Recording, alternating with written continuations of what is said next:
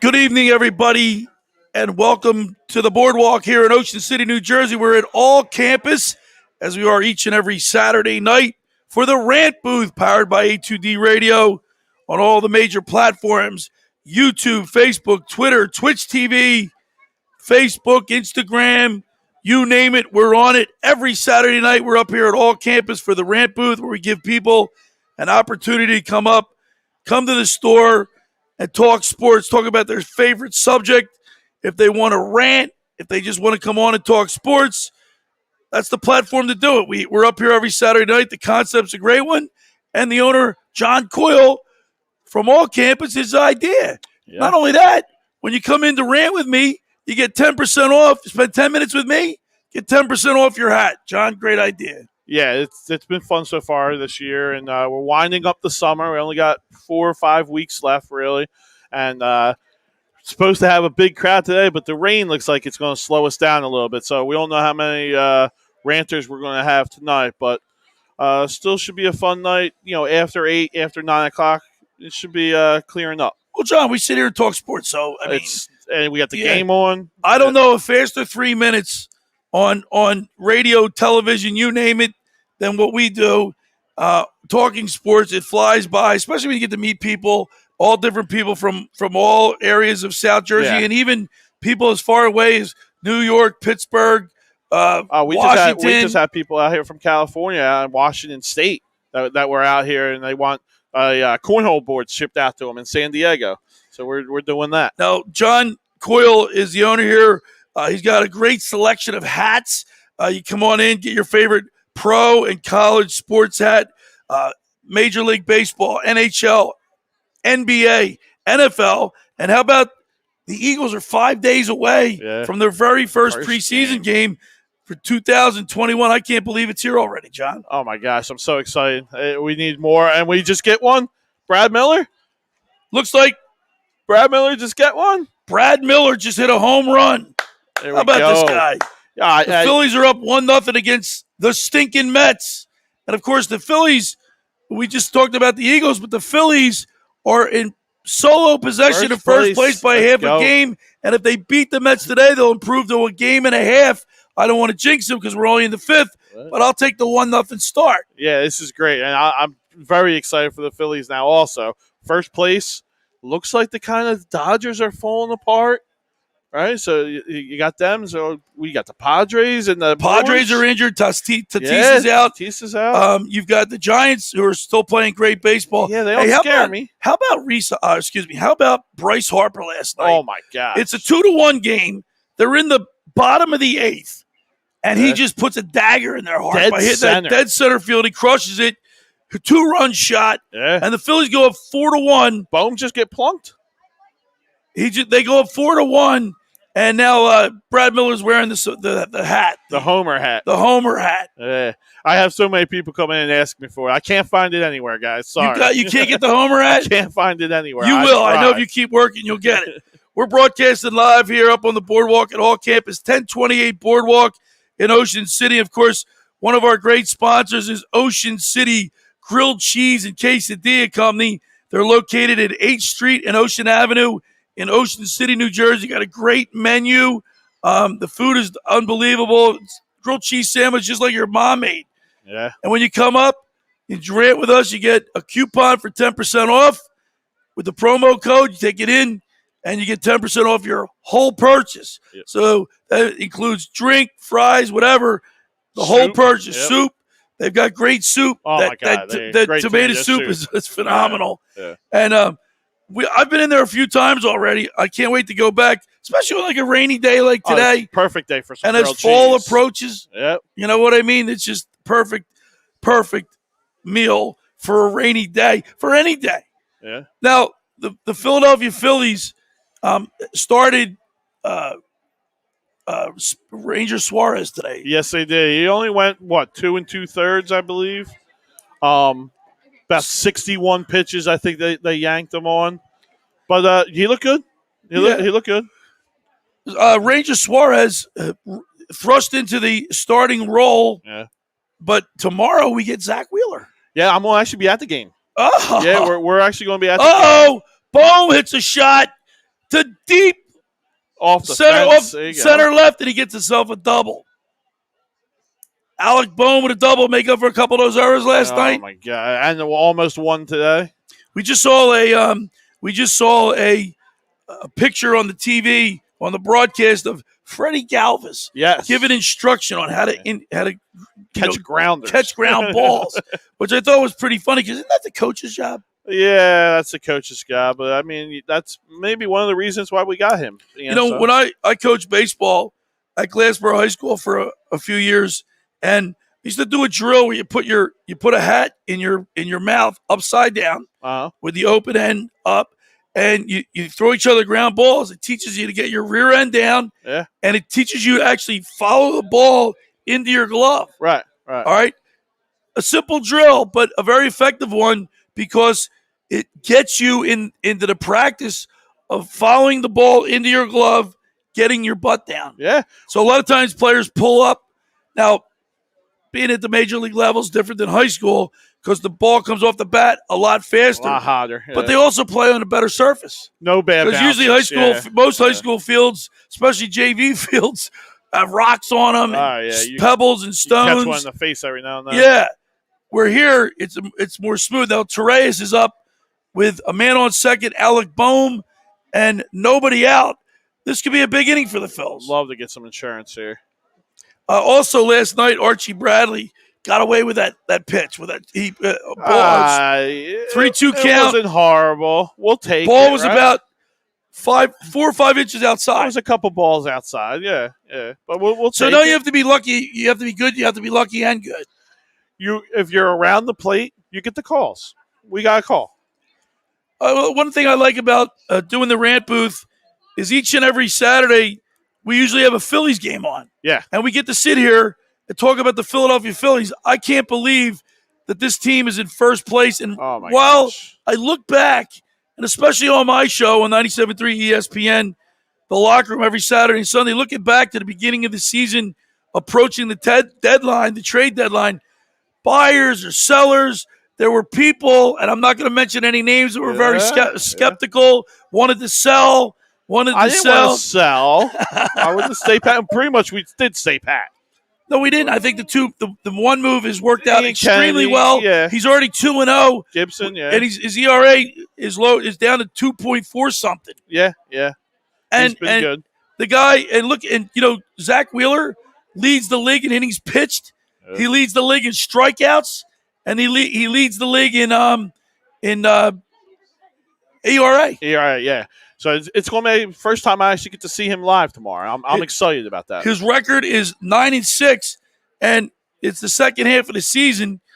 With DeGrom out, he could possibly be a front runner for the Cy Young. I think he has to be right now. Well, you got Clayton Kershaw. Kershaw's hurt now, I believe. I know, but and DeGrom's hurt. Yeah. Yeah, so you would have to think there are a few other pitchers in the mix. Right. But Milwaukee has such a great record. Who's their ace? Who do they have? You know what? Woodrow? Okay. But, I mean, he's relatively a no-name. No, right. I had no idea. I mean, I couldn't even name 5 players on Milwaukee. I could name the players, but pitching-wise, no. I have no idea. And this is what I like about baseball. You know, this is why you got to play the games, John. On paper, you can have a powerhouse team. Yeah. But can't put it together. Like if you look at the Mets lineup 1 through 8, it's weak. No, it's not. On the contrary. They had Pete Alonso, Nemo, Conforto, Lindor, who's hurt. Yeah. I mean, they've got injuries, but if you look at their 1 through 8, their lineup, Pilar, these guys can hit. They're okay. And they're not hitting. Yeah. I was never afraid of the Mets coming into the year. It was always the Braves. And that team has just not lived up to it as much as the Phillies haven't lived up to it this year. Maria McCabe says Brad Miller with a huge home run right there. Hi, guys. Yeah. Frank Vespi, a great home run by the Bamboo Brad. Nice piece of hitting by Bohm. Our buddy Jake, he says, what's up, fellas? I obviously going to agree with the poll, and let's go Phillies. Yes, sir. And then Brian Daly, how we doing, gentlemen? We're doing great. You guys should come up If you can't make it up to the boardwalk, obviously you can interject on the message board, but you got to come up and visit us because summer's almost over. Yeah, we only got a month left. Yeah. We got about a month left, and not only that, you're talking about Thursday night the Eagles start. Yeah. Oh my you know when football starts, the ball gets rolling. Oh my gosh. Next thing you know, kids are back in school. Thursday night, we're going to have the game on in the store. This is going to be fun. It's going to be fun. It's going to be a lot of fun. Now, John, let's get away from baseball for a few minutes. We're only in the fifth, so we got plenty of time to talk about the Phillies. Yep. You're going to introduce another concept, another idea that you're working on that we're going to be doing. Why don't you tell everybody? Well, let's get to the poll question. Oh, let's do the poll question. Yep. Do you think you could build the Eagles better than Howie Roseman? Do you agree or disagree? Right. Do you think you can build the Eagles better than Howie Roseman? Now, before I give my answer, okay, I think I've been very critical of Howie Roseman, as everyone has.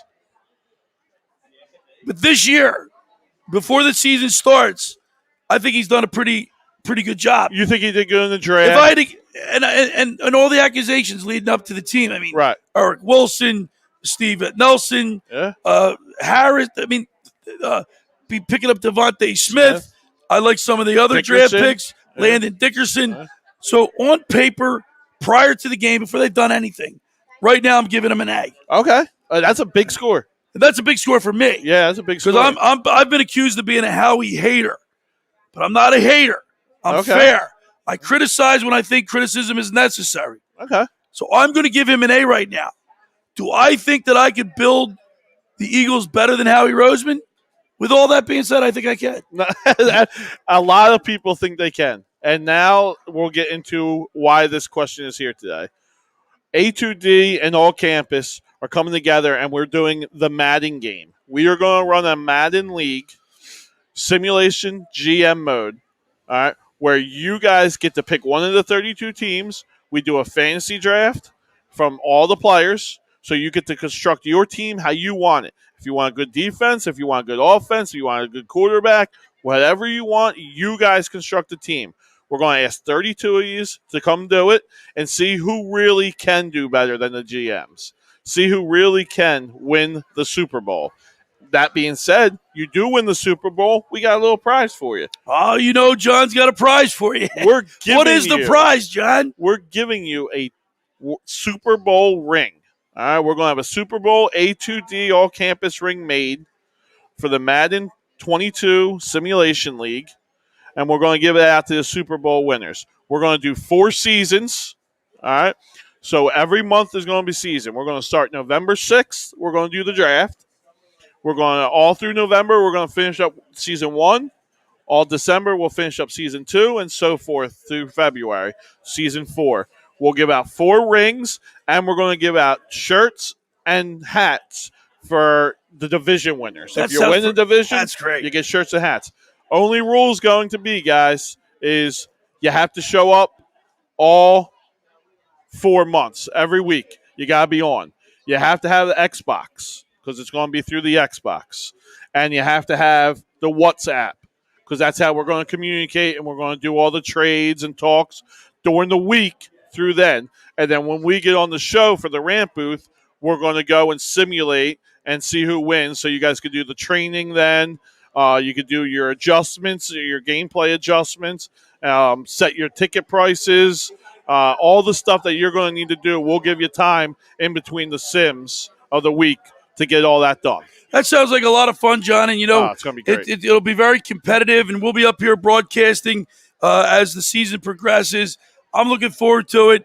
We're up here on the boardwalk in Ocean City, New Jersey, in the rant booth, located at 1028 Boardwalk in Ocean City, New Jersey. We are broadcasting live each and every Saturday in the rant booth on A2D Radio, powered by A2D Radio on all the major platforms, YouTube, Facebook, Twitter, Twitch, Instagram, you name it, we're on it. Come on up, sit with me, talk some sports, get whatever you want off your chest. Right now, the Phillies are up 1-0 against the New York Mets, and hopefully if they can continue to score runs right now, we got first and second one with Nick Maton up. Yep. And have a he get one? Nick Maton puts a charge into it, but it'll fall short of the track. Alec Boehm should tag, right?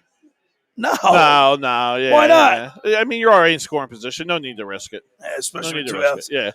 Yeah. With me, I would have been aggressive. I'd have been on third. Let me finish up with the Madden League, guys. By the way, Greg says, "What's up, fellas?" And he says, "We ain't winning the Super Bowl." Oh, Madden tuned in late. Okay. Yep. It's for Madden, buddy. So send me a message, guys. You can send me a message on Instagram at All Campus OC. You can send me a message on my personal Facebook, or you can send me a message through text message. Let me know if you want a team. I'll pencil you in. We'll have a team set up for you. It doesn't matter what team you guys have because we're going to do a draft. So it really doesn't matter. All right, we're broadcasting up here on the boardwalk, and one of our sponsors is Ocean City Grilled Cheese and Quesadilla Company. They're located at 8th and Ocean Avenue. Give them a call, 609-938-4534. Odubel puts a jack into it. Upper deck. Let's go. And the Phillies are now winning 3. Epic bat 4-0. Epic bat flip. Odubel's been hot, too. He's been having some good at-bats. And I'll tell you what, the Phillies, starting today's play, were 13-9 after the All-Star break, and the Mets were 9-13. Yeah. Could increase by today. Now the games, we got a long way to go. Still a long season. What a jack. Oh, I love it. He knew it. As soon as he got it, he knew it. Look at it. Here we go. Got it. Look at that got flip. It. Love it. By the way, did you see the enthusiasm on Kyle Gibson last night? Also, when he struck, I think he struck out Conforto. Yep. And you're starting to see more pitches. Like if players are going to bat flip, pitchers should get into it. Pitchers should start doing the same thing. No What's doubt. good for the goose is good for the gander. Safe. Right? Look at us. Look at Gene hustling down the line. Now, see, that inspires all the other players. You know what? When you see that type of hustle, we're starting to sell out now. He's been accused of not hustling. Yeah, we're starting to sell out the stadiums now. Right? I know tomorrow's a complete sellout. And we definitely feed off the crowd, and that's big. Moria, is that Maria Moria? Reese reaction. How do you, John? Is that Maria? I can't see that. I can't see either. Reese's reaction to the home run is awesome. How about let's get Reese in the lineup? Yeah, really. That would be nice. Still hurt. Still hurt. We got a few injuries to report on. Obviously, Zach Eflin. Yep. He's got a knee problem. He's going to be out for another 2 weeks, they're saying. 2 to 3 weeks, I believe. Yeah. Is this serious? Must be. He's been out since July 21st. Right. I guess it's serious enough that we got to take precautions with it. But I'm hoping he'll be back for the push. I mean, it seems like he will be. So. And then, of course, Larry McCutcheon is on the is. I don't know if he's on the he's on the I think we just put him retroactive. They retro. But here's the thing: he injured his reconstructed knee. Right. And that's not a good sign. You know, McCutcheon is, I think, since the All-Star break, he's been tearing the cover off the ball. Yeah, he's been hot. 20 home runs. 20 home runs. 20 home runs. Yeah, he's been hot. Love to have him back. His question is now, you bring him back, do you put him in the Leo spot? Odubel's been so good. No, well, I wouldn't go that far. Odubel's been good, man. He's still batting on. He's like batting 244 or something like Odubel. He's been hot lately, and he's been seeing pitches and having a good at bats for a leadoff hitter. That's what you want. We're up on the boardwalk here at All Campus, broadcasting live on A2D Radio. The Rant Booth, powered by A2D Radio on all the major platforms: YouTube, Twitter, Facebook, Twitch TV. It's called the Rant Booth for a reason. You come up, you sit with me for 10 minutes, and talk sports. And you get 10% off any hat in the store. The Rant Booth. We've had a lot of thank you. We've had a lot of participation with people from all over the place, John. Yeah, I mean, you get usually the best part is when you get a big group that comes in, and one of their friends do it, and then the other one's got to get in, and the other one's got to get in, and after a while, you got 5 guys on the same group coming in. This is this is fun to actually sit here and call the game in real time. Yeah, well, not exactly. Mario real time. We're a little McCabe bit says behind. Kutch is coming back soon. I don't think there's a timetable. We haven't seen a real timetable for either one of those players. Yeah. And that's concerning to me because McCutcheon was hot. McCutcheon was real hot, and I don't think he's a veteran. I'm sure he's not going. It's not going to take him long to get back into the swing of things. Now Odubel has the bamboo home run hat. The homer hat, as everyone calls it in here. Homer hat. Everyone wants a homer hat. When they first said that, they asked me, "Do you have the homer hat?" And I was like, "What do the Simpsons have to do with this?" I have no idea what you guys are talking about, and then kind of figured it out. It took me a little bit of time. The Philadelphia Phillies were struggling in the beginning of the year, and not only just struggling offensively, pitching problems. I think they were struggling with their identity. Correct. Yeah. This guy up the bat right now, Bryce Harper, has completely transformed himself into the leader we hoped and need him to be. He's got to be an MVP candidate. Batting .305, 19 homers, 44 RBIs. He leads the league. I think he's up there in doubles. Yeah. What do you think about Bryce Harper? Is Bryce Harper the leader that you thought he'd be, that he should have been, that he should be? Has he achieved that yet? I think he has. Yes, easily. I think I never questioned his leadership. You know, his play was a little bit questionable, and I think it was more people were questioning his play because of the contract he got, right? All the money, everyone was questioning that, but he's worth every penny right now. Every penny. We're up here at the boardwalk in Ocean City. All campus is sponsors. A2D Radio is the platform. We're on Twitch TV, YouTube, Facebook, Twitter, Instagram. Talking baseball right now. Bryce Harper up. Big swing and a miss. Change up.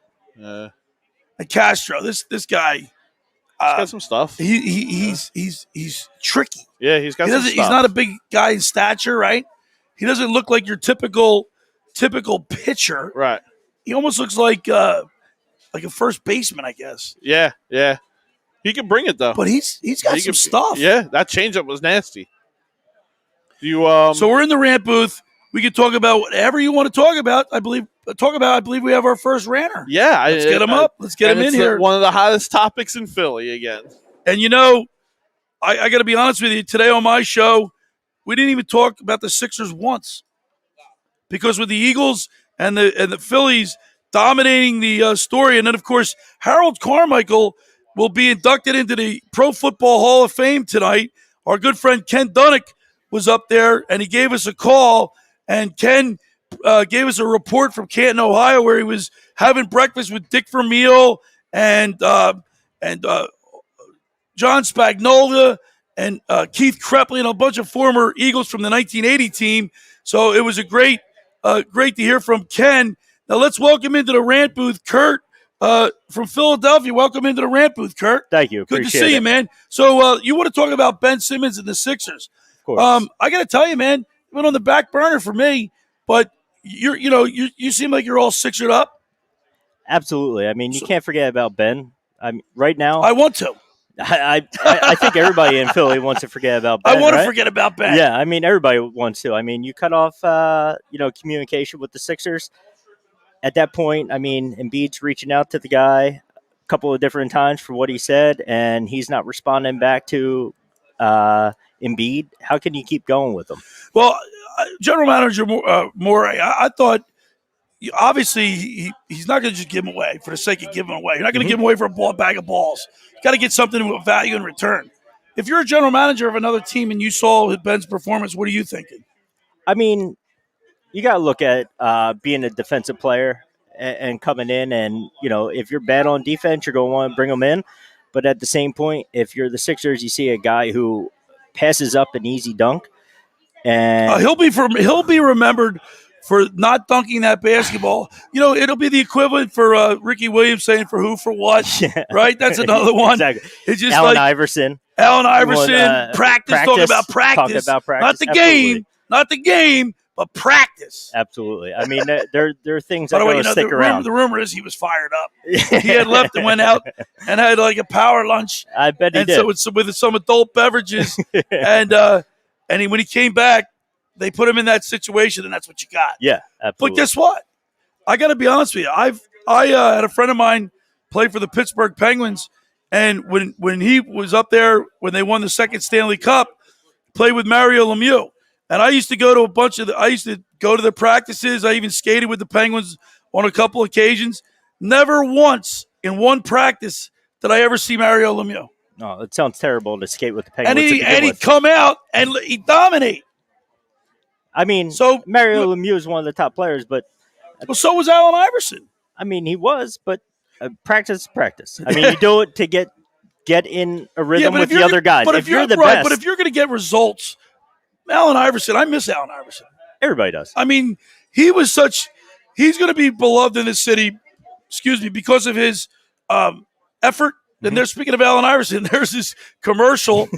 For his size, you got he didn't leave an ounce of energy on that court. Yeah, I mean, if absolutely. Ben Simmons would give you half of what Allen Iverson gave you, I'd take a quarter. Would you take a quarter? I'd take a quarter of what Allen Iverson gave. He didn't give practice, but he took shots.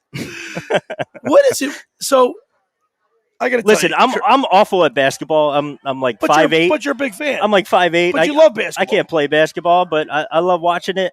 I would take more shots than Ben Simmons has ever taken a shot in his life. Kurt, for the life of me, I can't understand. And I do a show on 97.3 ESPN every Saturday and Sunday. I've been on the air for 7 years, and from the beginning of the Ben Simmons tenure with the Sixers, I've been told by coaches, scouts, reporters, how generational this guy is. He's the best, the blah, blah, blah. Can you tell me, how can you be a generational player if you're not going to shoot? You can't. In basketball, the point of basketball is to put the ball in the net. Yeah. That's the point. Yeah, absolutely.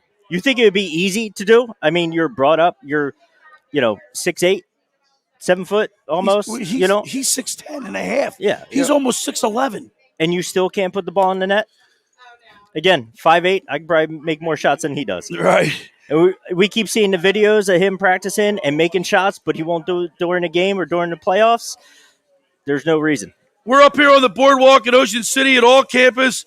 We're in the rant booth powered by A2D Radio. We're on all the major platforms: Facebook, Twitter, YouTube, Twitch TV, Instagram. We're sitting here talking to Kurt. Kurt's from Philadelphia. Where exactly in Philly are you from? I'm in Doylestown now. Doylestown area, okay.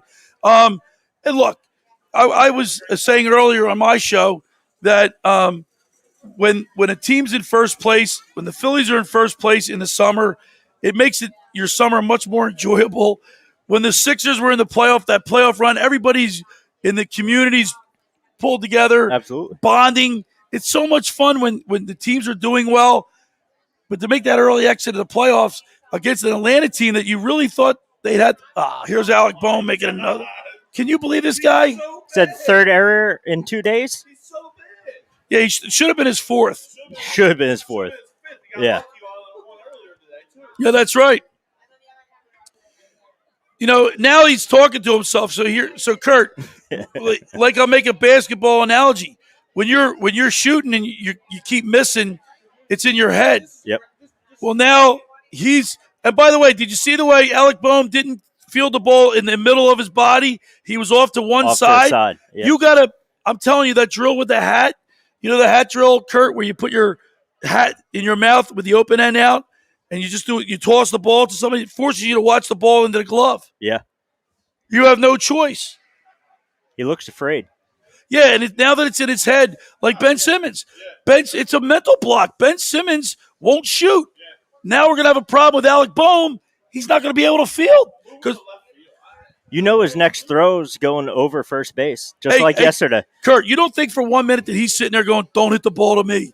Don't hit the ball to me. Oh, absolutely. He doesn't want any piece of that. So, Kurt, we're here with Kurt. We're up here at the rant booth at all campus on the boardwalk in Ocean City, broadcasting live on A2D Radio, Facebook, Twitter, YouTube, Twitch TV. So I ask you, Kurt, Ben Simmons, will he be a Sixer next year? I would say yeah, just because of what they want for a trade. And what's Damian Lillard? I mean, is he serious about? I mean, apparently I think he wants to leave, but I don't think the Sixers are going to get what they want for Ben. I mean, we're going to have to give up a lot, and I think giving up Thibault to try and get Lillard is a little too much because I think Well, you're Thibault going to has have way too much. when you trade, you have promise. to give up something to get do. something. You do. So, I mean, look at the Phillies. They traded away Spencer Howard, and He's garbage. not that he was great, but young arm. A young arm he with had a young potential. arm, but he had surgery on it. Yeah, it's old. Ben Simmons is, for me, c'est la vie. Yeah. I want him gone. I don't want him back in a Sixers uniform. That being said, if he is back in a Sixers uniform, we got to have him play well. And people, and I think people want to like Ben Simmons. It's just that he doesn't say or do the right things. I think we've given him more than the benefit of the doubt on shooting. And every summer, I think everyone's tired of seeing the videos of him posting up, taking outside shots. And then once it comes to a game, he doesn't take those shots. If the game's out of reach, then he'll take a three. And then, you see in the playoffs, you pass up an easy dunk. At that point, I think just people are tired of it. Never forget the fourth quarter of the last throughout the playoffs. I mean, he was non-existent. Yeah, you have to have somebody that a player that's getting a max contract. Yeah, he's got to be a money player for you. I mean, to be honest, he hit 100% of his shots in the fourth quarter, but that's only because he took 2 shots in the fourth quarter throughout the whole playoffs. I mean, of course, you're going to hit 100% of the shots. You only take 2. The Philadelphia 76ers are right on the cusp of being a great team. And the acquisition of who they just pick up the center? Drummond. Andre Drummond. While not the greatest, I mean, he's got minimum. I think he got the minimum. Yeah. And if you can get 15, maybe 12 minutes out of him a night, obviously, Ben Simmons or Joel Embiid will go down at some point to a little injury here and there, nagging injury. He's notoriously famous for missing 2 weeks here, a week there. Drummond be a good fit for this team. He plays hard. I think so. I mean, same thing with. I mean, to be honest, I think Howard coming in helped give Embiid that confidence that he needed with the Sixers. I mean, he came in and gave that veteran presence to help kind of push Embiid ahead. And I think Drummond's going to do the same thing because Embiid wants to stay on that floor, but he's got a good backup when he can't be in there. Kurt, are you like baseball? Absolutely. So you're a Phillies fan too? Absolutely. Are you an Eagles fan? Absolutely. And you're a Flyers fan? 100%. All right. Kurt, thank you so much for spending time with us here in the Rant Booth. Appreciate it. Check it out on YouTube, Facebook, Twitter. You go back to the broadcast and check it out. Absolutely. Did a great job tonight. Thank you. Appreciate it. All right, there he is, Kurt from Philadelphia, and his Ben Simmons, our conversation about Ben Simmons here in the Rant Booth. We're up here on the boardwalk in Ocean City, New Jersey at all campus, 1028 Boardwalk. Come up, sit here, talk sports with me, 10 minutes, 10% off. One of our sponsors tonight is Ocean City Grilled Cheese and Quesadilla. And I'm here to tell you that if you haven't tried this place, you must. Ocean City Grilled Cheese and Quesadilla, if you go up there, they're located at 8th and Ocean Avenue in Ocean City, New Jersey. If you go up there, we'll give you a $10% coupon. When you come up to all campus, we'll give you a 10% coupon on your complete order. Yeah, it's a great place to go to lunch, guys. If you want grilled cheese and soup, or if you just want some mac and cheese, whatever you want, they have it. Chicken tenders. It's a great place to go for a lunch. 609-938-4534. Get down to Ocean City Grilled Cheese and Quesadilla, 8th and Ocean Avenue in Ocean City. Great place. It's like grilled cheese like your mom made. Yeah, it's better. It's better. It's better. They use 4 cheeses on each sandwich, 4 slices of cheese. It's absolutely great. So Deshaun is, by the way, Deshaun is checking in, and he says the videos are proof that he can shoot. The issue is 2 things.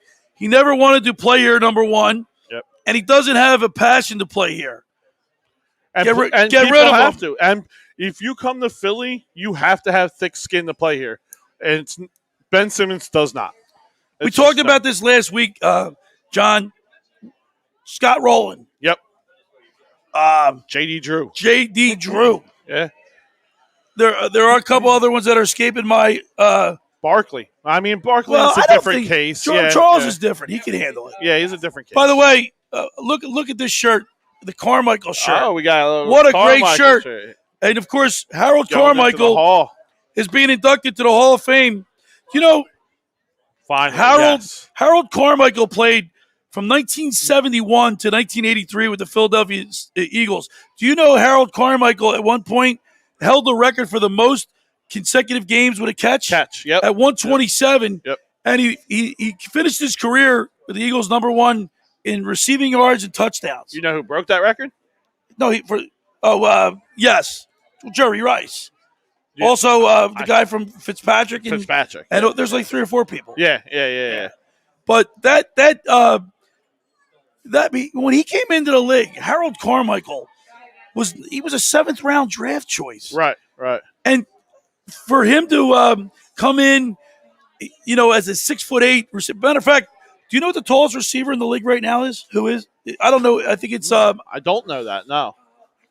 Mike Davis or Evans. Mike Evans. Okay. He's 6'5". Harold Carmichael is 6'8". Yeah. And he was a defensive back's nightmare. Oh my gosh, the jump ball king. Yeah, he was jump ball king. I talked to Ken Dunnick today, former Eagle. He's up in Canton, Ohio, with Dick Vermeil, and the majority of the Eagles' 1980 team are up there to support their good friend Harold Carmichael, who is they all say to a man that he was the nicest guy and is the nicest guy. That's what I heard too. Like he was a gentle giant, but when he got on the field, he was hard to play against. And I remember as a kid growing up watching Pat Fisher, defensive back for the then St. Louis Cardinals, try to go up against Harold Carmichael. He was like 5'7". It was almost a comedy mismatch. Yeah. But much deserved. He waited long enough, and it's good to see Harold Carmichael go in. So our poll question today is: do you think you could build the Eagles better than Howie Roseman? Do you agree with that, or do you disagree?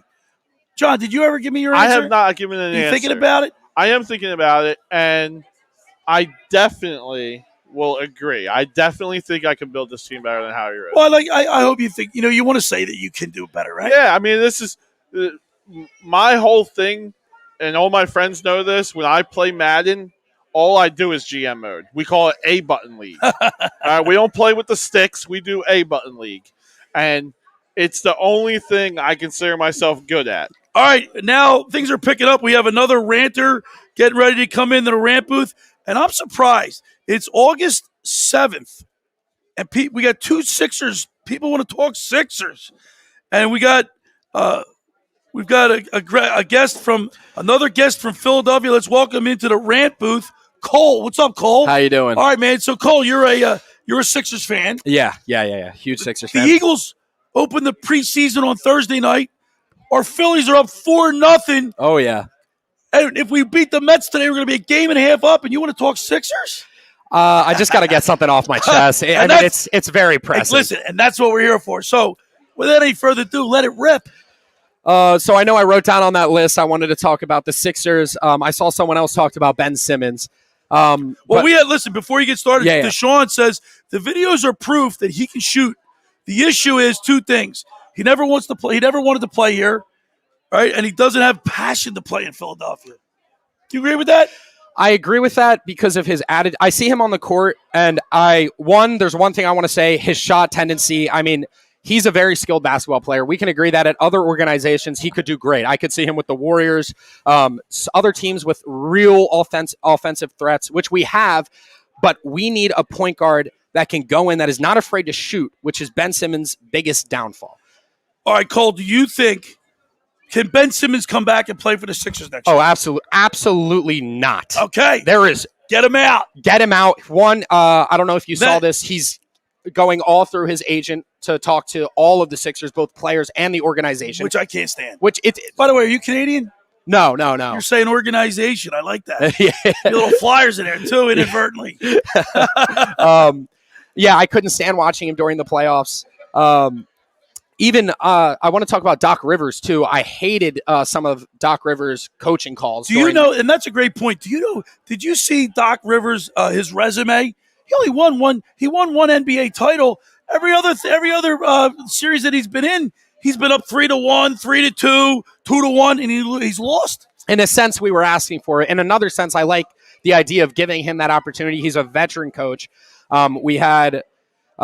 Hinkie died for our sins. God bless. Seriously. So Love are Hinkie. you a process guy? Did you? Oh yeah. We wouldn't be where we are. See, I have a problem. Oh. I will never, ever, ever put somebody. Anybody can lose. You just got to try to win while you rebuild. If you're worth your weight and if you're worth your salt, and you can evaluate talent, why do you have to lose? Go 10-68 or whatever it is. To do it for 3 years. Okay, I definitely get that. Just to get where we are now, the second round exit. Yeah, I mean, if you think about this process, it's been a complete failure the whole way through. Unfortunately, I agree. How many first round picks, Cole, did we blow? Michael Carter Williams, Markel Fultz, Nerlens Noel. Yep. And all players who, except for a few, Markel, who left the Sixers organization just to get better. Drew Holiday, who left the Sixers to become a much better player. So really upsetting to see. I go back and forth with the people at ESPN. I go back and forth all the time because a couple of the guys in there are process guys. Yep. And that's great. Now that they moved the goalpost, they tell me, the process was just to get you back interested in the Sixers. That's not what the process was for. The process was to win a championship. And we have neglected to do that. Yes. We have failed. But we are primed. You cannot take away from Sam Hinkie that we wouldn't be nowhere near how close we are to getting there. Obviously, we have some serious issues we need to work on. You could be a general manager of the 76ers and get rid of all your talent to accumulate draft capital. I mean, does that take a genius to do? Everybody wants to give this guy so much credit for something that anybody can do.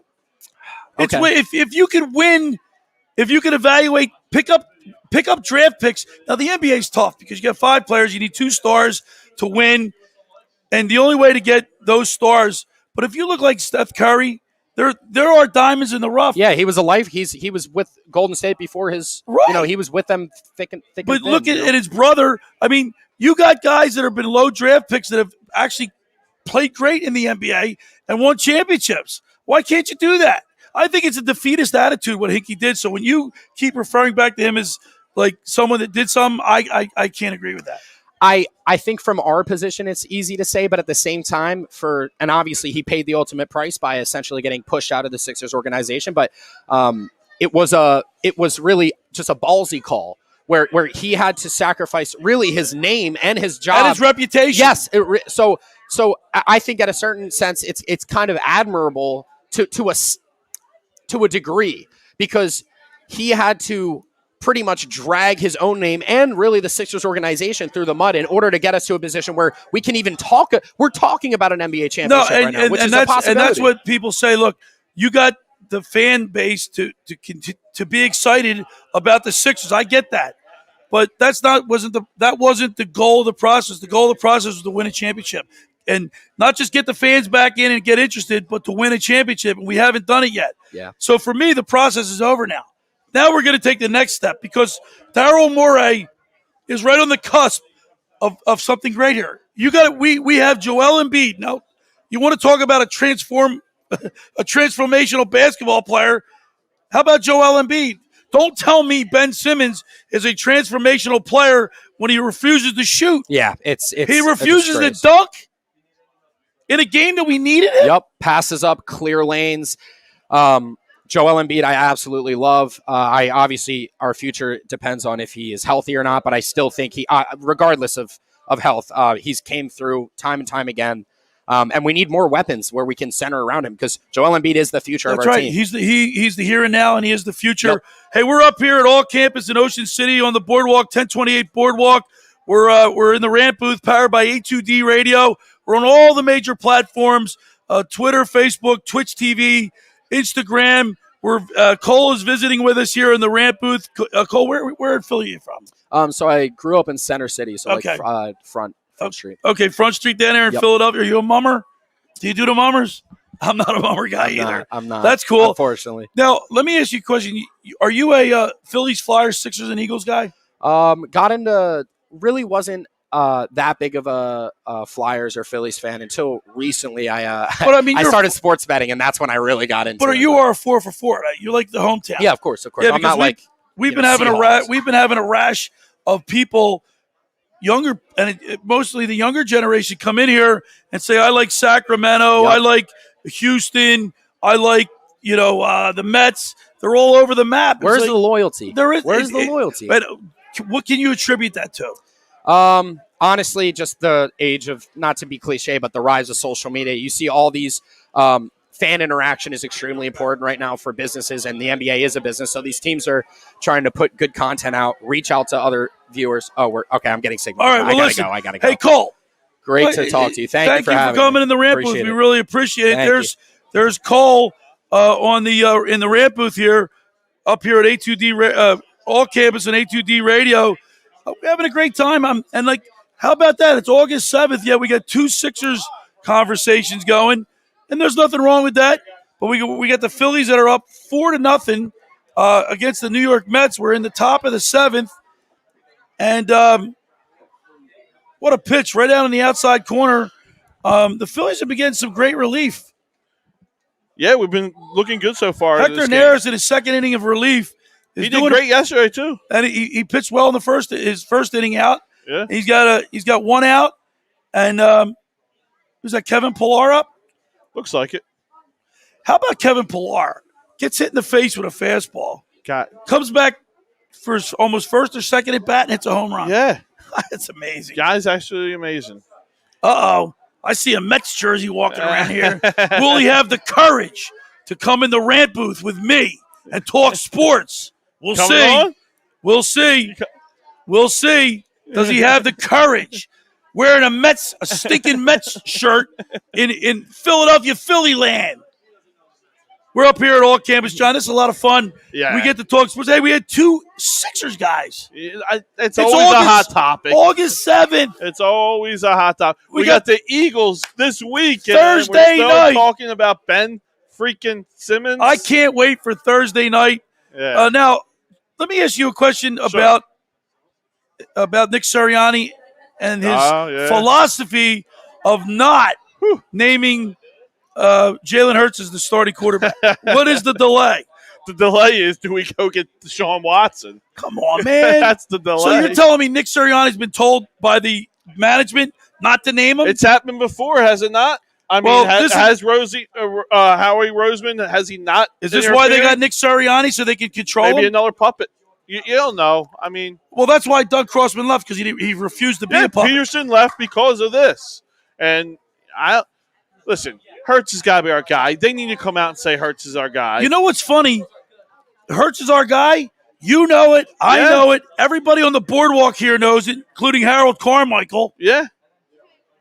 Why not name him? Why not just say it? What are you going to put Joe Flacco in there? The only reason you're not saying it is because you want to trade. To me, that's the only reason. Is you don't think, but that doesn't make any sense. Enough. You can still trade him because if you name him your starting quarterback, I mean, I had my co-host today said one of the most asinine things I ever heard. Which he continues to say a lot of asinine things. But he said, that's no big deal. You don't need to name him quarterback because if you do, he might let up. No, he's a professional athlete. He's not built that way. Not only will he not let up, the team will then rally around him. You would hope. Exactly. That's the hope, right? You know that's my guy going into the huddle. And I ain't got to worry about. You know, a lot of these athletes we accuse of being fragile, right? Emotional. The new younger don't care age. Athlete that just isn't built the way they used to be. It would probably bother him if he wasn't named. 100%. 100%. I mean. You see it with Carson Wentz, right? You kept flip-flopping on Carson Wentz. He demanded out. You keep doing this to quarterback after quarterback after quarterback. Ain't no quarterback going to want to come here. Listen, I think Nick Sirianni is pulling the right strings with Jalen Reagor. Right, you heard him criticize Jalen Reagor the other night on the field. Yeah, and the next practice, and the next practice he makes a one-handed catch. Yeah. So maybe he called practice the other day because he wasn't getting enough out of his team. Right. And there's a ball that was hit to the track, but Janikowski just grabbed it, and the Phillies are up 4-0. Great 2 innings by Hector Neris. Yeah. We go to the bottom of the 7th. It's stretch time in Philadelphia. The Phillies lead the Mets 4-0. Yep. Hey, guess what? We have another ranter. We do have another ranter. Let's get Vince Graziano in here. Isn't that a great Yankees name? Grazia. That sounds like a Yankees name. We're up here at All Campus on the boardwalk in Ocean City, New Jersey.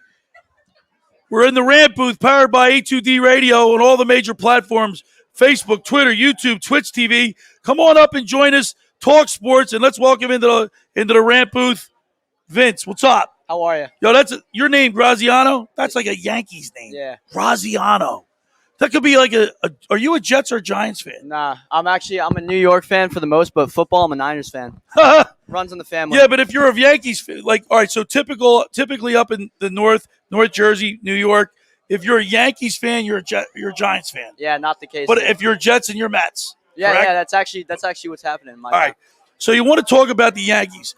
I think the Yankees made a brilliant move at the trade deadline by getting Anthony Rizzo. Mm-hmm. Guys like Jack, 3 home runs since he's been here with the Yankees? Crazy, yeah. Are you happy about that? Very happy. I like how he's playing in his first few games. No, Vince, you play baseball? Yes, I. Yeah. What position you play? I play first base, pitcher, and outfield. And you're from North Jersey? Yeah, I'm a lefty. You're left-handed? Yep. You kind of look like Cole Hamels. Yeah. Got that Cole Hamels look. He, by the way, he beaches us here at 24th Street in Ocean City.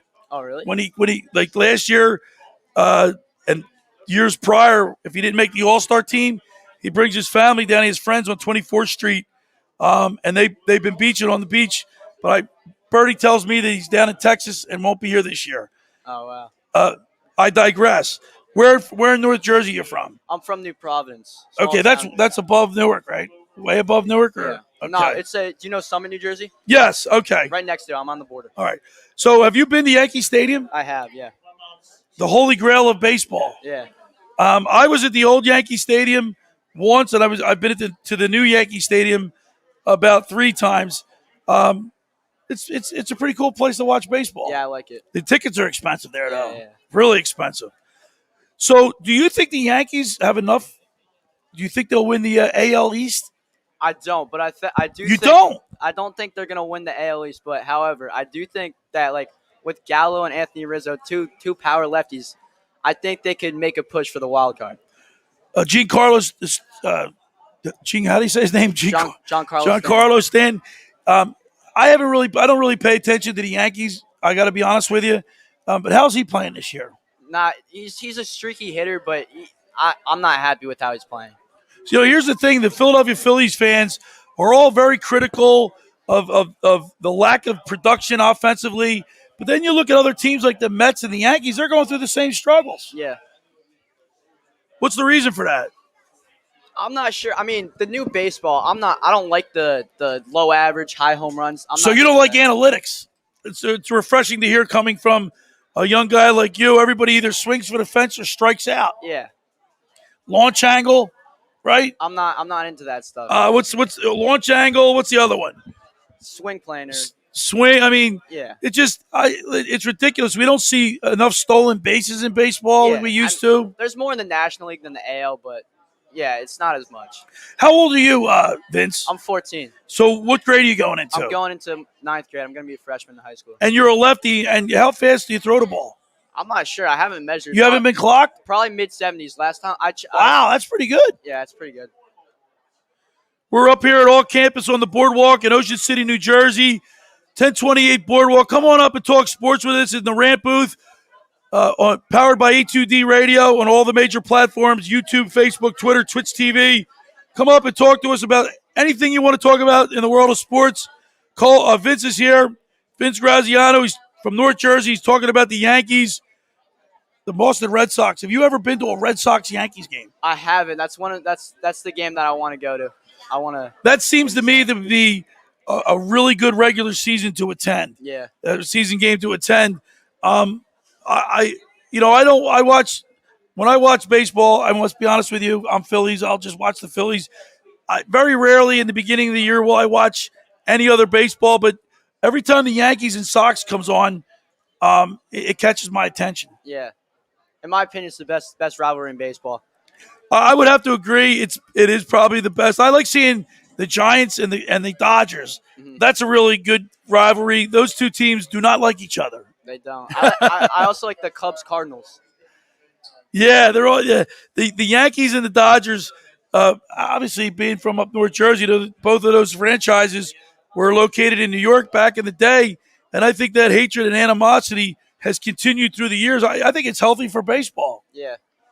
They're also two winning teams, so I mean, Yankees are struggling a little bit, but the Dodgers, they're doing pretty well. Vince, who's your favorite Yankee? My favorite Yankee would have to be probably Aaron Judge. Yeah, I think Aaron Judge is a great representative of the Yankees. Is that your brother? Yeah, these three. I can tell this guy's your brother. Yeah. You're doing pretty well on the broadcast. You have any aspirations of being maybe a radio and television guy? I'm taking a class in high school broadcast journalism next year. I'm into that stuff. So I will say this: if you do something that you love, like talking sports on the radio or TV, you'll never work a hard day in your life. Yeah. We do this show every Saturday night from 6 p.m. to 9 p.m., and I'm telling you, it goes by like that. We're having fun. We're talking sports. And go get yourself a hat. You get 10% off. Also, make sure you get down to Ocean City Grilled Cheese. Take one of these. That's from my show every Saturday and Sunday from 10 a.m. to noon. It's the Locker Room. Tomorrow, I'm having a former Phillies pitcher and current analyst for the NBC Sports cover of the Phillies, Ricky Patalico, will be my guest. But hey, Vince, thanks for stopping in, man. Thanks we really for having appreciate me. it. All right. Appreciate it. There he is, Vince Graziano. By the way, I give Vince that name Graziano is going to stick out in my head. That's the coolest last name I've seen so far. We're coming in here. Graziano, good Italian boy, right? You got Italian blood? There you go. We're up here on the boardwalk in Ocean City, New Jersey.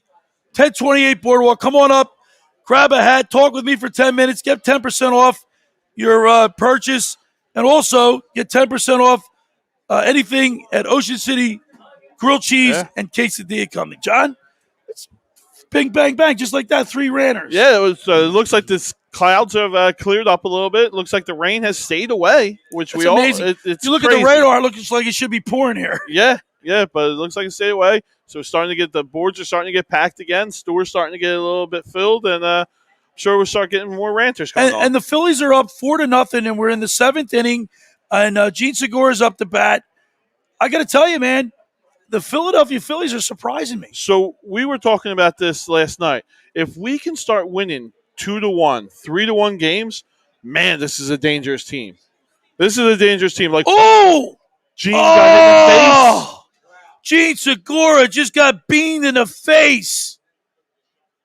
That's the second Philly now being hit in the face. Oh, man. Oh, that's not good, man. Oh, man. Not good at all. Wow. He looks Doesn't even look like he's bleeding. He get hit in the face? In the mouth? Hopefully some of that. I don't know if he wears that chin guard or not. No. It was a curveball at least? All right. Listen, I understand it was a curveball. Diaz still but at 87 miles an hour, you don't want that ball hitting you in the face. Wow, Gene Segura just got beamed in the face. We can't make out where he was hit. It looks like we're going to see a replay. Yeah, it was a backup curveball. Oh, it got him in the wrist. It looks like it looked like it grazed his face. Yeah. Thank God. Yeah. And he doesn't, by the way, wear that. No, the guard. No, if he had that guard on, who knows? Maybe that might have protected him. Yeah. But, that's got to be a little restrictive. If you're used to having nothing happen, you're looking this way, and you have that guard, that can throw off your game. We're going to look at Kevin Pillar, who got drilled in the face earlier in the season and was out. Did you see his face? Oh, he was beat up. Yeah, I think he had the stitch marks on his the ball stitches on his face. So he definitely. It looked like he was. And it looks like he's going to stay into the game. Looked like he was flexing his hand, so he probably got the brunt of it on his hand. Yeah. So I got to tell you, that's one thing that they say hitting the baseball is probably the hardest thing to do in pro sports. It is. And also hit the golf ball, believe it or not. So yeah, but I think the baseball's the hardest. I you just can don't get an understand average. Listen, you can get an average person to run a pattern, throw him the ball, catch the ball. It's simple. You could get an average person to stand in to 80 to 90 mile an hour fastball. You got no shot of hitting. No chance. No chance. You get an average person get up in the tee box, they're not hitting the ball straight. There's no way. But they're hitting the ball, probably. But who cares if it goes off? If it slices or hooks? I hear you, but I mean, 90 baseball, you're not even touching it. You're not even touching it. You're not getting anywhere close to it. No. That's why I think it's the hardest thing in sports. All right, we have another ranter, so let's have another ranter. He's coming come on in here. Carmichael, and I'm really excited to talk to this ranter because he's got a throwback jersey on that we're going to get a chance to look at. I guess, Michael, if you look at all the wide receivers that have played in this for the Eagles over the years, Carmichael has, I think, the two names that come to my mind that are my favorite players. Receivers would be Mike Quick and Harold Carmichael. So let's welcome into the rant booth Martin from Prospect Park. What's up, Martin? How you doing? Yo, man, I love your jersey. Thanks, I appreciate it. Harold Carmichael throwback. Yeah, he was my favorite, one of my favorites. Yeah. Here, let's pull this up here like this. Yeah. So Martin, I also like those Eagle throwback jerseys. Throwback. I want to can't see. wait till they go back to remember the old green, green wings, the silver wings and everything. Yeah. I want that. Yeah, I want them to come back to that. That would be great. They keep dragging it out. Laurie said it's the league. The league won't let them change. That's bull. Then you turn on the Broncos game, and they're wearing their old right. school Isn't that right? Yeah. Yeah, everybody does it every year. One or two games. Like the Steelers had those prison break jerseys with the stripes. Yeah. What was they that? didn't get permission from nobody. They just wore them. They just wore them. Yeah. So I think Jeffrey Lurie's holding up. He's holding up. Yeah. Well, they're like top 5 sales. The midnight green is like in top 5 sales. So that's why it doesn't. Yeah, but if they think about this, if they go back to those old unis, they go back to these. They'll sell them all over again. Yeah, in a store like this, they'll have them all sold out. All the hats. So before we get into you want to talk Philly sports.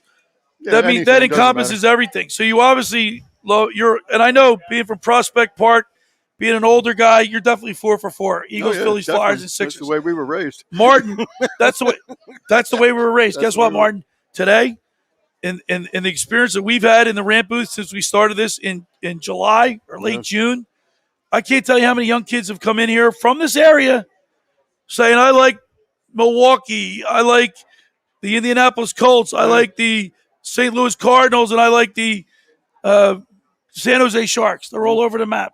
My nephew, he's 21 now, but he likes players. He likes LeBron.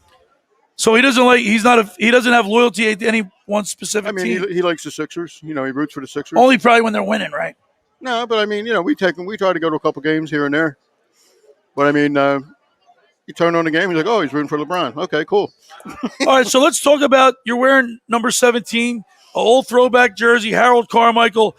Do you remember him playing, man? He was fun to watch because he was 6'8". He had a big frame. He had that lumbering stride. He was like a gazelle. The thing about me that always impressed him was yards after the catch. Yeah. He got that ball, and he shimmied out of a tackle or he moved out of the guy's way, and 20, 30 yards later, he's down there. He was a defensive back's nightmare. I always remember – do you remember Pat Fisher? I alluded to that earlier. Mm-hmm. He was a smaller defensive back. I think he played for the then St. Louis Cardinals. Mm-hmm. 5'7", 5'8". Yeah. It was almost like a comedy seeing him defend him, and it wasn't just him. There were some good games between the St. Louis Cardinals and the Eagles. Remember Jim Hart? Jim Hart. Oh man, he would throw 4 or 5 touchdowns against us like it was nothing. Who was the offensive lineman that was a real dirty player? Conrad Dobler. Dobler, yeah. Conrad Dobler. Yeah. There's a name from the past. Yeah, they don't play like that anymore. They don't practice that way either. No. How about Nick Sirianni? He stops to practice. Well, that part's fine, but you know how their average practice is 90 minutes. Yeah, I mean they don't. They've only had the pads on once. No pads Most of the practice. They've already experienced 3 major injuries. it's come out that Brandon Brooks now is his injury is more significant than when they once thought. Isaac Seumalo, he's out. He's 2 to 4 weeks away. And now Devontae Smith, their number 1 draft pick, whose game is predicated on speed, has a sprained ACL. Yep.